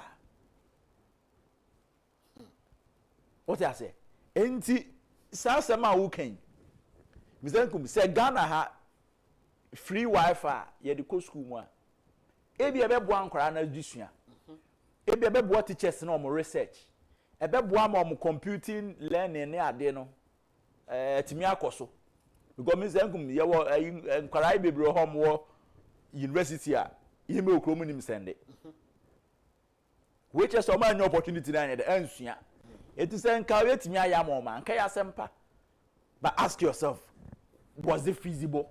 5 years. Say every a secondary school ebenya free Wi-Fi on campus. How many university campuses in Ghana here have free Wi-Fi? How many university campuses? And I'll be right now ebenya free Wi-Fi. Even that doesn't mean say to me in Fanko secondary. No. What I mean is that those that are even allowed to bring their laptops, their tablets and everything for lectures, you know, they don't even have access to it. It is a free Wi-Fi secondary school. Secondary school per memories, you know, information, you know. The children are not allowed to come to school with mobile phones. They are not allowed to come with laptops or any gadgets. The only time the children have access to computer, any time of more computing lessons are on the computer lab. And this one call computer lab and so free Wi-Fi. I mean, which computer lab and a Hong Kong free Wi-Fi. And then what is Wi-Fi free Wi-Fi for? Sir, a church for no subet media. Time and I'm more school no. Now me secondary school I make on. Now internet to school ho. But na enye free Wi-Fi. Eye cable internet. Enti ya program a computers na ewo lab ho no. Etu kwa you go and have access to internet, work and live. But say me wo me dormitory a me need access to free Wi-Fi, say me nya access to internet ewo me phone so. Free Wi-Fi a ye biem open a obi abetimi access. Enti no na ye for teachers na ye for students. Ye for ene obi obeyisu bia no ewo ho. And the contractor be na this contract. Dr. Bawumia say omo award contract. Nti so omo nye ya. We aban enko contract. We MPP problems omo nya nyina we ka ho. You see, you throw promises in the air, you throw promises in the air, you throw promises in the air. At the end of the day, it costs 90. Okay, say na nabi kachira wo say. Say honorable Agyapong, and Dr. Mamudu Bawumia can say my honorable Agyapong the child Dr. Mamudu Bawumia. You be new. This is a clear case of it. Say now wuti baby na wuti interview on Kwame Sefa kan ye say ye de adena ma contract ye kwa free Wi-Fi. Ananka de chinye Mr. Nkum anywhere. Nipa ni biemo ba no pakra say ye ba be free water ube pia akwaji bi ano ne asem no. So credibility is important. Ade no ntimi nya yenka obeyan so sometimes unka ho asem nipa be wan why den why ye na fe what Albert nipa mienu a within Nanado Danko Akufo-Addo any Dr. Mahmoud Bawumia time omo bebe ministers of education Dr. Matthew Poku Prem ono kra de Dr. Bawumia oda ono ne sorry ono ne sorry Yeru Dr. Educhum enso ho Educhum no the 8 years or education ministry enti o say Ministry of Education and the contract no omo de award it is omo nya bibisa omo nchirem no say Dr. Educhum emeka bi Dr. Educhum presentation oye our country mu nyina ta beto 2024 election na no why free wifi na wanka nti wonje Dr. Bawo it wasn't there ebi amu ya madwin so mo ba beye baby in the middle of the way no mo realize they say enye yie Ben no be about new opportunity now my back and country. But no crepa say there was no free Wi-Fi anywhere in any secondary school. That was I'm near Juma. Me say if there's any secondary school and I say SHS be or Ghana ha free Wi-Fi. Ghana Akufo-Addo and Dr. Mahmoud Bawumia ne beye ma oma. Say we are on national TV. They should come and say it. Until person can say dada crack or dada and no ka ho na emman krofo bebre no kasa mo na krofo bebre engine to mu bie mu no. What I say? Na kasa na ye more than the action. Ana kasa tintin so no obi amfa ntop ponko da. Ntop ponko. Enti no yade no. Na fe nipa hu say oh ade no po ye hu ya na say school for no Wi-Fi no. Ba wantimi anye. It's not something that, in fact, the truth is that they didn't award that contract to any contractor. A whole vice president. Contractor Benya the man. There be Mr. Smeni. A whole vice president with me about the case. Ya award the contract whereby Bibia said. Mr. Nkum. Nipa ye kana semia na me catch that say. Oko make promise back wo Cape Coast. Abra na osabere makwesi atane ne mpanifo atana se omu difetu afahye. Eka chere me say abaya won hyehye agukwa mu say ye besi airport wo Cape Coast di amamo. Ana president na nkasa na onu na Akufo-Addo no oye the commander in chief no ko Cape Coast aka chere me say wansoma Dr. Mahmoud Bawumia ama Cape Coast o meka airport asem because government has no plans. They had no plan constructing or they saying airport e wo Cape Coast. And this is a clear case of assemble kunesi no ninuani say na amo our plan say kwa ye de kwa akoye free Wi-Fi no mo ko che tablet amanko ara na aso mo ko akoye den na. And say contract no ya award contract bia te dada. Oh ebia na it was just imagination. Ade na bia na omo dwen ho say oh ye be kama but it wasn't done. Unim say as vice president ansa no obetimi akasa no dey di kan oye cabinet member okọ cabinet meetings. Enti ade na pie cabinet meetings ase na ade no kra no ye de ahye ministry a oye in charge no ye de ahye ne nsa e ma na award contract. In fact say wutie interview no ko nanim a or say service providers no they were many. Yeah, and I selected. They were many, and Ministry of Education selected one and awarded contract no at the man no. It's all awarded. No, I know man. And I'm awarded we and I'm realize that they are feasible to unite. Until you go for encore. Hey, Mr. Nkum, may say, to the best of my knowledge, they didn't award the contract. They didn't award the contract because SHS be any Ghana ha will be stand with me catch or say adena ye kana wo ho. Opa ya line swa ye obaako wa ha was wa ha and ye opresek wa ha. Opa wi a yentu kan ko ho de enko hwese free wa fa ho ha. Senke ye boda ma di fifi ntin ka de ya anya hwe kran ka Greater Accra schools ni de yenye bi mo. Ebi ni ho. No pilot. They don't have it. Nothing. Me see, they don't have it. Mr. Nkum, they don't have it. So we are delegates now. Papa we jina wanim no catch us. Pawu, ama majije ni ama swama. Ade na fe eboye so. It has become clear say Mr. Nkum, Ghana for no. Now we are politician na. Ye hwe de obetimi aye, ye hwe niam a wonsem a wo kan. Ni ahwe sampa da no na wo kan ye no, de na wo ye ye. You see, Adia Emma Honorable Ken Agyapong, Niema nyina ko yie man say, Adia na oka so obeye no in his private capacity nyina why you? Why? Ana Niema Honorable Ken ka so ba abeye no. It is a replica of the wire dada. But no why in a small way because in a private business. But when he becomes the president of Ghana, Obabe multiply Niema na maye na kesia. And that is the nature of Honorable Ken for you. On timinya onka. Because Honorable Mpeso beka asem no be holding responsible na fi obetwetwe to pass say me hu ya nka. It is at stake. If there's anything that Honorable Ken cares about so much, it is his integrity.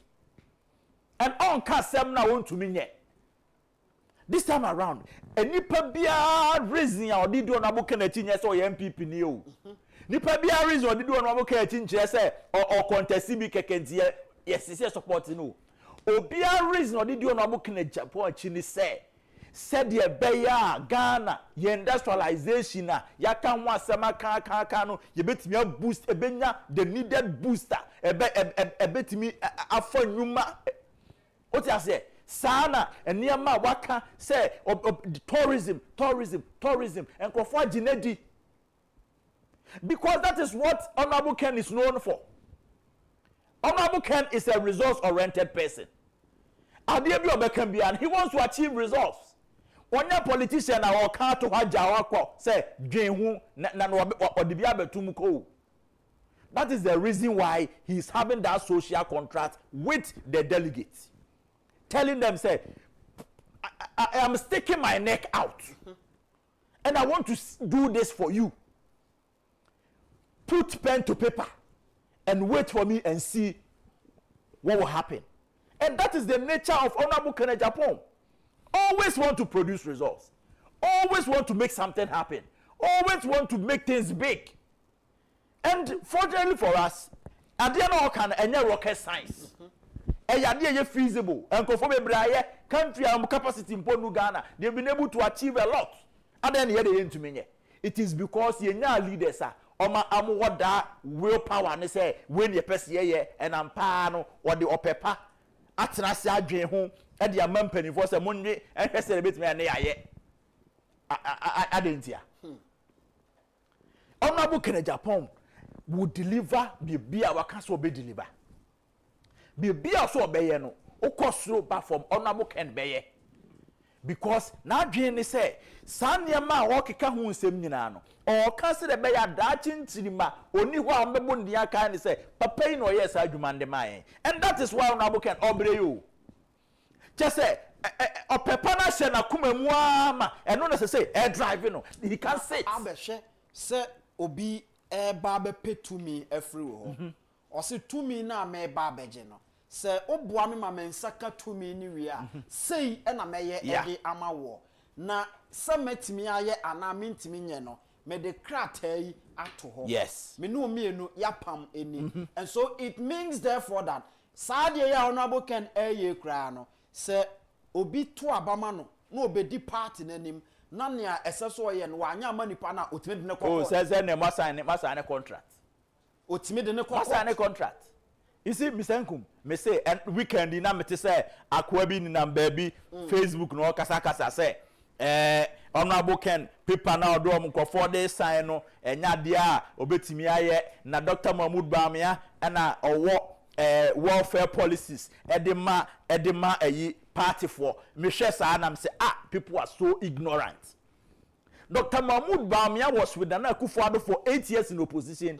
He was with Nana Akufo-Addo for 8 years as vice president. Can you tell me one policy, one or the sense suggestion Dr. Mahmoud Bawumia making yes say, Yamfanya welfare ma MPP for ana. Dr. Mahmoud Bawumia no nka MPP for no wonti no form welfare ho.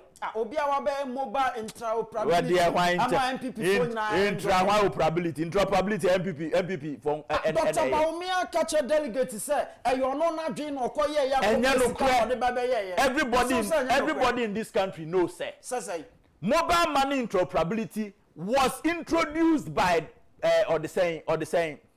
John Dramani Mahama. The only thing is that contract na John Dramani Mahama de man na kronu wom Now it was alleged say 1.4 million was 1.2 $1.2 billion. Na no mo person mo de ye na ne boarding.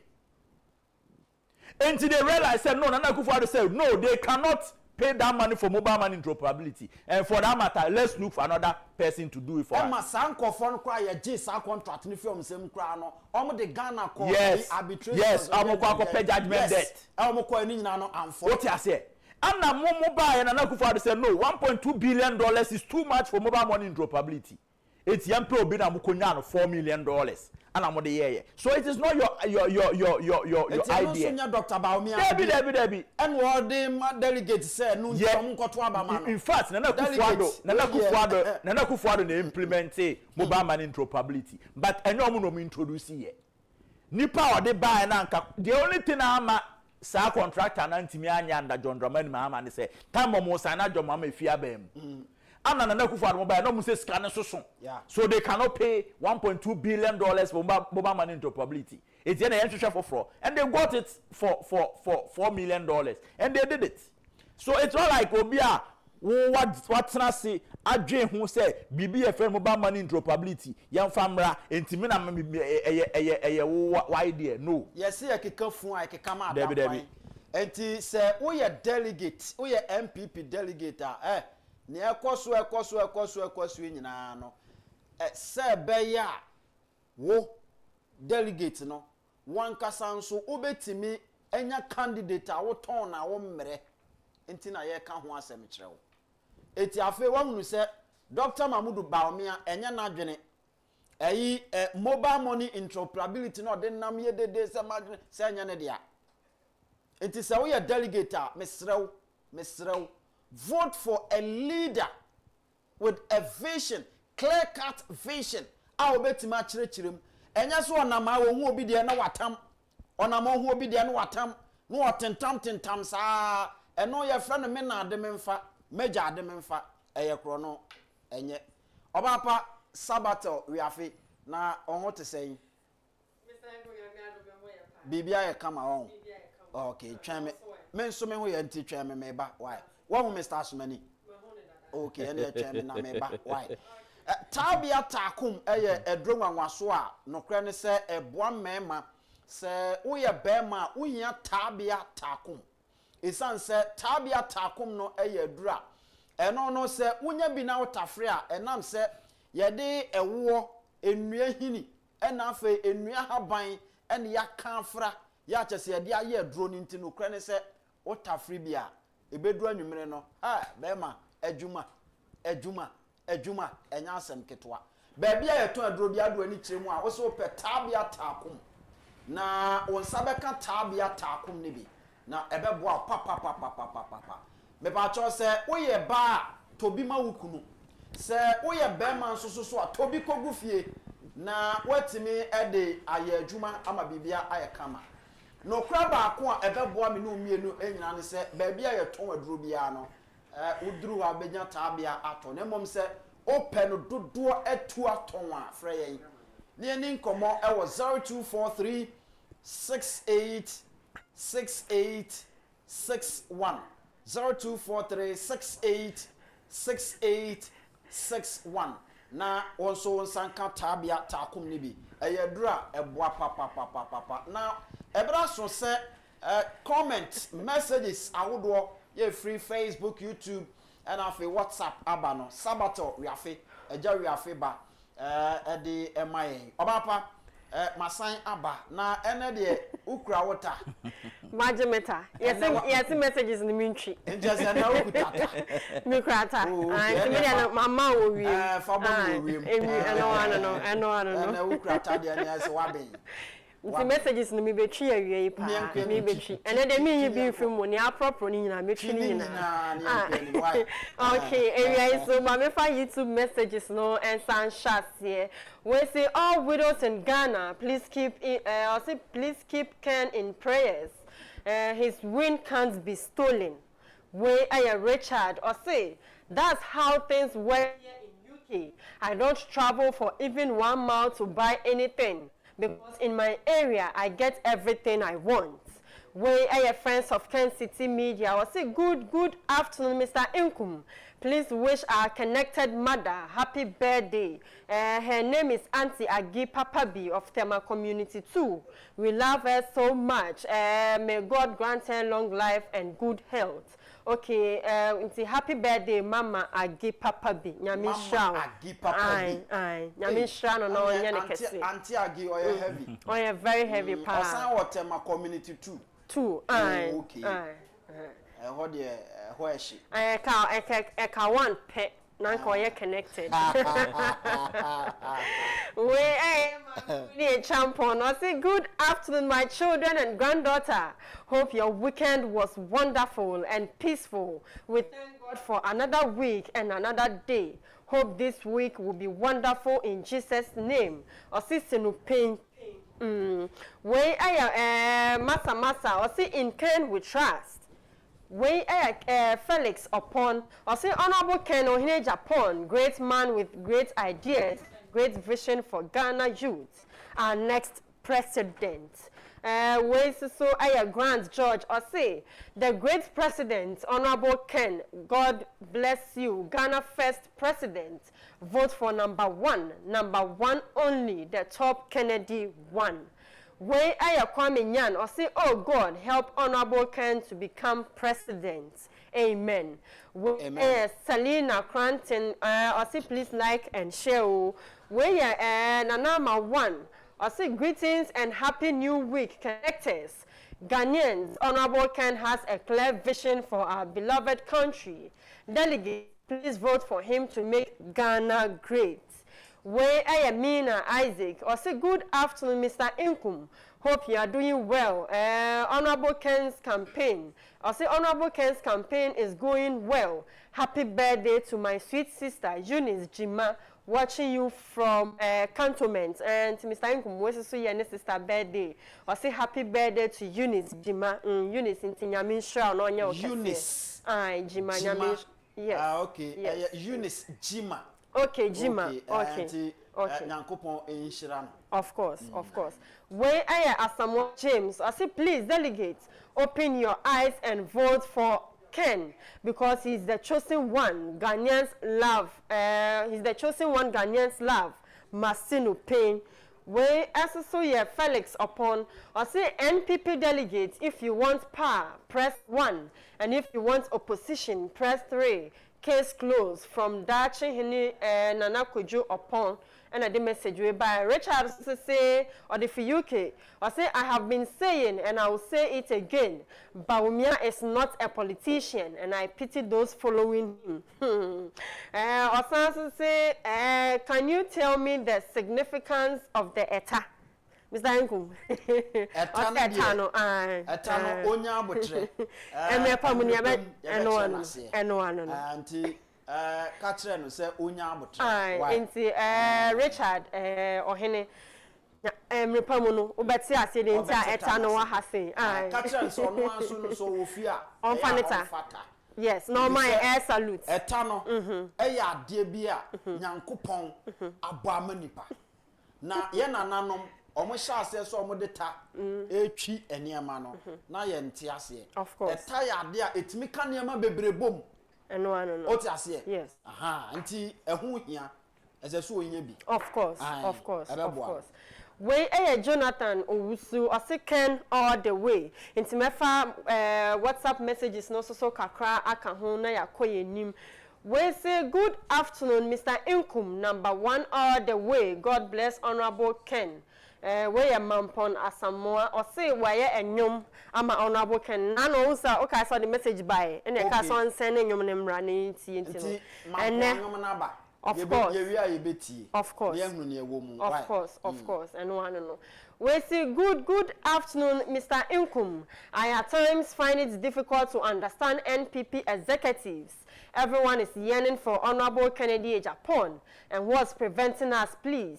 I'll say delegates, let us vote for Honorable Kencity Agyapong to lead NPP for victory and pass solo the Wu Equiapem and the message we buy. We say I'm Frempon from Tema West. Ajay Kojo, or say, Tema West delegate, we are going to vote for His Excellency Ohene Kennedy Agyapong. Yadawase. We say, good afternoon, Nane Esi from Teshi. Or say, having knowledge about governance is different from having the wisdom to govern a nation. Why is it that whenever NPP is in power, they make things work no matter the challenges, but when they leave and NDC comes, they mess up everything? It's because they lack the wisdom and the intelligence to govern. But now we have the man full of wisdom and capable to do that, and it's no other person than Honorable Kennedy Agyapong, Ohene Agyapong. Thanks. Okay. Where you Martin Jan or the Juso Domia Bra. I say good afternoon, Mr. Nkum. Looking at how things are going. If Dr. Baumia, if I'm Dr. Baumia, I would have stepped down honorably and peacefully, because the delegates are very discerning this time for Honorable Ken. Regards to my mother, Auntie Ekuya Ajenkwa of Esasi Bonte Fufu, and Honorable Lawyer Kwabna Boaten, MP of Ejiso constituency, and best regards to number 1 shattered man, Honorable Kennedy Agyapong, Inshallah Ken Beba. Where's AB or Sinupen, Mr. Ken Ohene Agyapong, transforming the ministries to the various regions in the country. Ghana are laudable ideas, but what happens to the existing empty structures leaving behind? Mr. Incoming President, or say hashtag Missinu Pain, vote for Ken number 1 from Malawi, and a message we so if you buy. We say good afternoon, Mr. Nkum. God bless you and your crew for the good work you are doing for Mother Ghana. Keep it up. You are live, loud and clear on White Cross Information Center, to whom runabout the family political show in the afternoon. Greetings to taxi drivers. Ask well and don't spoil my name. They are regular listeners of Oman FM at Suhum Station to Asafo and Chebi Oduma. Say thanks. Where you feel or the Suhum and a buy. Once again, good afternoon to them. Of course. Wesley bro, trust me, this time around, we the youth of the Zongos are going to take over Kennedy Agyapong's campaign. He is the only man who thinks about we the Muslims. We Abu Karim na the message we buy. Wesley, good afternoon, Mr. Nkum. Mr. Lupin said, Honorable Ken's campaign statements have captured the world attention, inspiring change and shaping global ideas. Why run to IMF when the solution is right here? We lack basic pragmatism. I say, 2, we don't need more theories. We need doers who know what to do with what we have. 3, if your vision for Ghana begins with a trip to IMF, you have already failed. My goal is to make the IMF irrelevant in our national conversation. Bam. Abankwa Anoche Richmond or the Fikoforidia and a buyer. We say good afternoon, Mr. Nkum and Asumeni. If not Honorable Ken's courageous move, Anas Aremeya would have taken Ghana hostage. I'm Kojo Kwanza watching you live from Awutu Ofada near Bojiase. We say good afternoon, Mr. Nkum. Thanks for the good work. Thanks for good works. Ken's campaign is exploding like Shatawale's birthday first. Greetings to all Weja Bawe delegates. I'm Oba Koko. Aye. We say, gentlemen, good day. Isn't it uplifting to see members of parliament prioritizing the presidential results ahead of the parliamentary outcome? While the doctor remains steadfast, undistracted, this speaks to his unwavering commitment to the greater good. I say, we need a resilient leader, a confident, visionary, and diligent individual, essentially a beacon of hope and inspiration. Honorable Ken is the man. Kweku Manase Edifidan Suman and Ebaye. We say, gentlemen, good day. Interestingly, members of parliament are reflecting on the presidential results because the parliamentary outcomes, whereas Dr. Baumia did not. This suggests his focus is solely on himself. We need a resilient leader in the mode of Honorable Ken, aka Ken Pet Esrohana Manasseh Apia Kubi, the Yango driver, and the message we say good afternoon, Mr. Nkum. Please tell Sabato to read my message, okay? She stopped reading my messages. Why? Hey. Tell her that whether she reads my messages or not, I'm connected. Aboje from Katamanso, Mr. Nkum, anya case wa. Aboje we dey find mahu e bia na messages na man tem to me amfa. Why? No be ready. And tene makaya man ne ho ato no. We say good afternoon, Mr. Nkum and Sabatel, my sweet darling, great work. I say Mr. Nkum, please don't mind those babies with sharp teeth. They should go and listen to Oko Boy finish. We say, Mr. Nkum, good afternoon. I'm pleading with the delegates to vote for Honorable Ken. God bless our incoming president. I'm Kukua. Okay, honestly, the message we bye. We say, good afternoon, Mr. Nkum. This is John Kwesi Esel from Amasaman. I say, good work. You and your people continue doing good work for Honorable Ken. Please, Mr. Nkum, where can I get Honorable Ken's t-shirts? I need some. Honorable Ken all the way. Nobody can change your victory. May God bless you all. Amen. We say, I'm Meshach from Ablikuma. I say, no amount of insults Kennedy will be, Kennedy will be president in God's, will be president in God we trust. We say so okay, Mr. Nkum, I'm for last one, I mean for we see. Okay. We see Ken said the ministry left the ministry leftovers will be used as a financial hub. International chairman Bafo ni message in the anti assessing. I say good afternoon, patriots. It's Mr. Nkum, I'm for we see hasi. And the last one be about I say please send me Mr. Nkum's Momo number as I promised Sinupane crew. Me anam the number the bema. Aye. Me anam the bema no. Met me card me the asha ho. E di bia be dia Mr. Nkum Sabate. Mr. Nkum. Sabate. No. If you mafia me, I'll mafia you. All right, thank you very much. That was Sabato Riafe.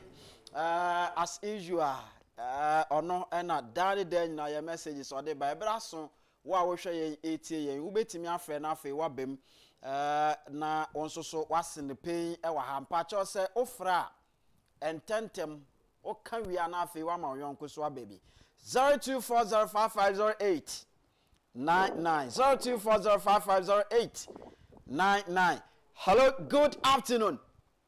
Hello, good afternoon. Sinupei. Ye kanu seni etie pepe. Felix Bell ni. Wey ye wonu ya Felix Bell ahinkwa. Felix my uncle. Me da say. Mu boy juma. Na mi sha mu papa. Ya da say. Felix ya dan kwatema West. Incoming first vice. O se o che ya papa. Na min chia the incoming flag bearer Honorable Kennedy Akompre kon hini Agyapong. Any the incoming national chairman Honorable Agyapong. Mrs. Nyamiye ya dum na Honorable Ken ebe flag bearer. Na Honorable Agyapong so be national chairman. You see NPP party no ebe giraso papa ebe boy juma. Mrs. Delegate Mr. Remo. Million delegates are your from grassroots. You see, you can't break our NPP party more. And police station executives, any electoral area coordinated. You know, our party mupa. The party new are buying more your bread. Your opposition so are your bread. And to say, and then your mere doom. Honorable Ken Eba. Only nipa or Juya. Only nipa or can be my abrabia. And I'm here soon to end the party 24 baby and Honorable Ken Afem. Because on no and the some grassroots have one more. Me da say Felix Bell ma bunyan so entwaso. Me da say baby. Ma yentwaso e. Hello, good afternoon. Hello, good afternoon. Hello, good afternoon. Hello, good afternoon. Hello. Good afternoon. Good afternoon. Sinopay. Yeah, can't say the Would anybody be afraid for na me too? Me part your friend be showdown, me free Germany. Hey, showdown, me uncle. Aye, original showdown ba kope. E wi me ni abre papa. Me sire ba umi ase. Baby ye do nya afosem o, e na dey gentleman say me sire ba umi step down because ba umi di yen hwambo 2024. 2024 no, wo media me mu say ye bobo na say you referee board na be pra. Me accept defeat. Now referee board na be no one accept it. Na yantu aba Ghana da ye parliamentary akoni say da. But they say we accept defeat abra ye declare ye no. And am so mu tina to me be say ya ban ye winning after a pink sheet near the answer. And a man no my head everybody say tibabia and come me no crack and step to the for 2024 then you na flag bearer said yeah mu na mo kopa honorable chona or ye din or the respect or the man na obetra to rule every day. This is the time I also ka say minua be who say the MPK ma me eti wo so ya the fact never na for support former honorable because of papa we able to system me twi me ho kura fi MPP mba power bi o mi do na me ka Ghana for me da say showdown yes original showdown mama na wase na onu anso nto aso. Hello, good afternoon. Good afternoon. Sinopay. I can't send you here. Within the baby are free na minti o. I'm the nana. Obi afem nana ba fope. Me fefu kuma say at now you better south. Nana minti o. Mr. Nkum. Yes sir. Ma hwehwe wa chefa ma try ntom. Na niema hu ni say ona bo Kennedy Agyapong e wa hode enwini. Na ye man no ye no kore enu tena minu mi nyina ebre na se kan be so wini a on building the team me well powerful feeling ko ba mi ale ne ko for o muni ahodin bia se ye be wi and then the tie me sabonsu e wo lawson se ne o kan nyina wo ka entity so that nyina no se o mo mean tiki of the platform do nya beba na se ba ya bank so MP ye mapa wo bio enti misro mu de mo anu mo mo ne kan kasa mo ne kasa se mo foso ama iskrinya tight e o police presentation wo e wo election day no me se mu timi ne sa me ka se Mr. Nkum MPP ye mrebio ye better easily na kasa nche nana one mama na wase eno kra de on say ye wo election anti-election rigging squad e wo ho enti kwakoma to yem. Hello, good afternoon. Good afternoon. Openica service from Penny the Cafe Abekonof. The check me papa Sheikh Asumani and the honorable Agyapong Agyapong. If you mamma decide you can not ban. A didn't say that come to opportunity to someone bubble. No, that's so or Sheikh Asumani. If I'm an answer in terms of what you papa or I can open a passo. Or be said, if you mam said, Asumani ascended. Afawu be examine kuma e ke so bi ohun aye ohun gboro ohun ko so bobo adoye ohun jank bobo akom di obi a ohun o seburu in Israel ane pe bi chaw ene elie mi chaw delegate empo obi oye kushini odi ntro eni bi abre ntro untum keje ko sabonti ndana so be airport un kento untum futu ngwen peni untum sa tamango towe usu baba ye na ombo entro ya abre ntro delegate ye ni ati eni bie Ghana for see a super honorable Agyapong Agyapong. Before honorable Agyapong, you know why that. On Yanta, I say what to you. Why did you that as well as you? They could be by Yakupo Shell. As many are on the communication minister. Yakupo honorable Agyapong bar, post aid for money. Yakupo Shell. Men so me da say papa ma men fa last caller na fe men fancy. Last caller. Hello, good afternoon. Hello, good afternoon. Sino Penicassia. Sinupay. Ya can't study a year. Within baby a casa free namintil. Bolos in you, Casafia Bokobi. Oh, bonus meteo and cancher, Yanko. Oh, Ninia. Oh, now, Pajana Mohoya dear. Yamia dom Yahoya bonus, Yanko. Yamiasi. Michia, or Hinaja, I can do Agyapong. The Biobia Papa Michao. Namishra near Jimapa. Minia, your best delegate. Pa se Mommy and Pija, Abanya, near France, you can do in Agyapong. Apano or vision. Or vision, Papa, my name, my opinion. Papa, Kuabua, name my baby. And now, no one party, Mono say, or Kataka, and the other. Name my phone in Mario, but the party for the winning, and answer me, sir. I'm going to do Sakwa Reda. Delegate yesterday, Mama in a Cambom, December, no one got to Abama Papa. You put Benjamin and start.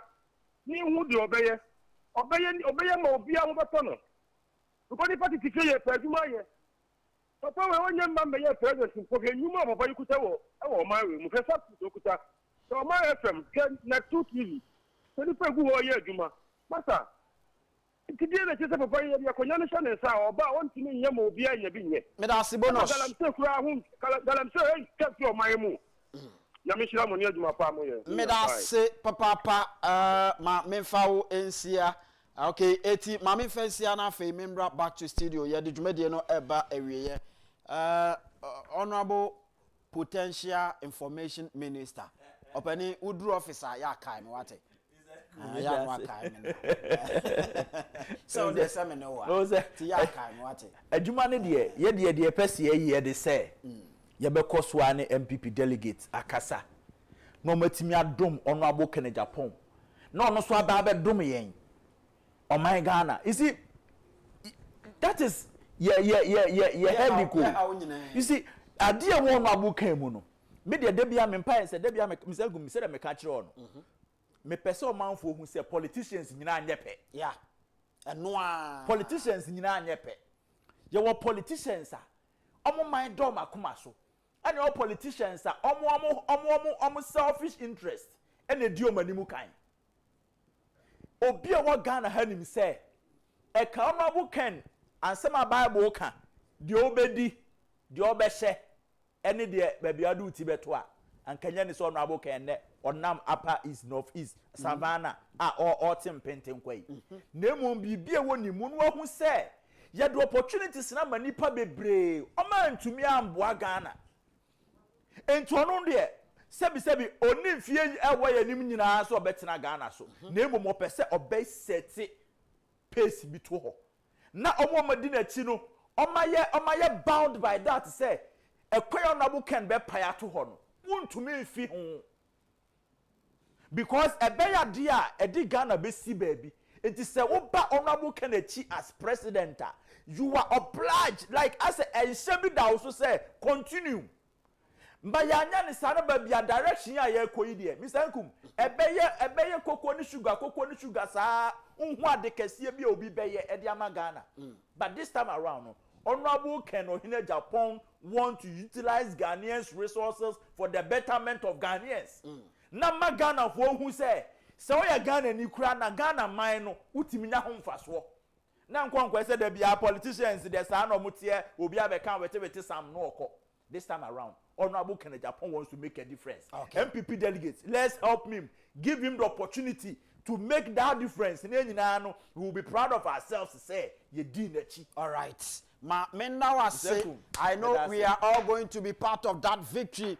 Now, ama bibia aye kama. And it say, we are delegator, obi ksaubo, kachra say, ye the free Wi-Fi. Eko all secondary schools. Ewa Ghana hanyina na eno ambaswa. Nipa ne kachira we se ode eye abrochire ebeba Ghana eye ndada kese pa number 1 nipa no eye confidence trickster Charlie easy eti eno ano no now ma yan fancy na yan konya mbo achina ebeba na yasan aba beto aso na we eye birthday wish eko ede amawo. Happy birthday going out to you, Mama Rebecca Ajua Owusua. We love you, Mommy, from Jacqueline Efia Chumesi and your children. Eno ena yede emao. And so, Mommy Rebecca, Nyankopon enshira na fe onto unkwendem. Ahan yedi si yeframe Anthony Kofi Nkum Dazi. Mr. Nkum ana yeframe Sinupei. Yakana senia etie. We are out.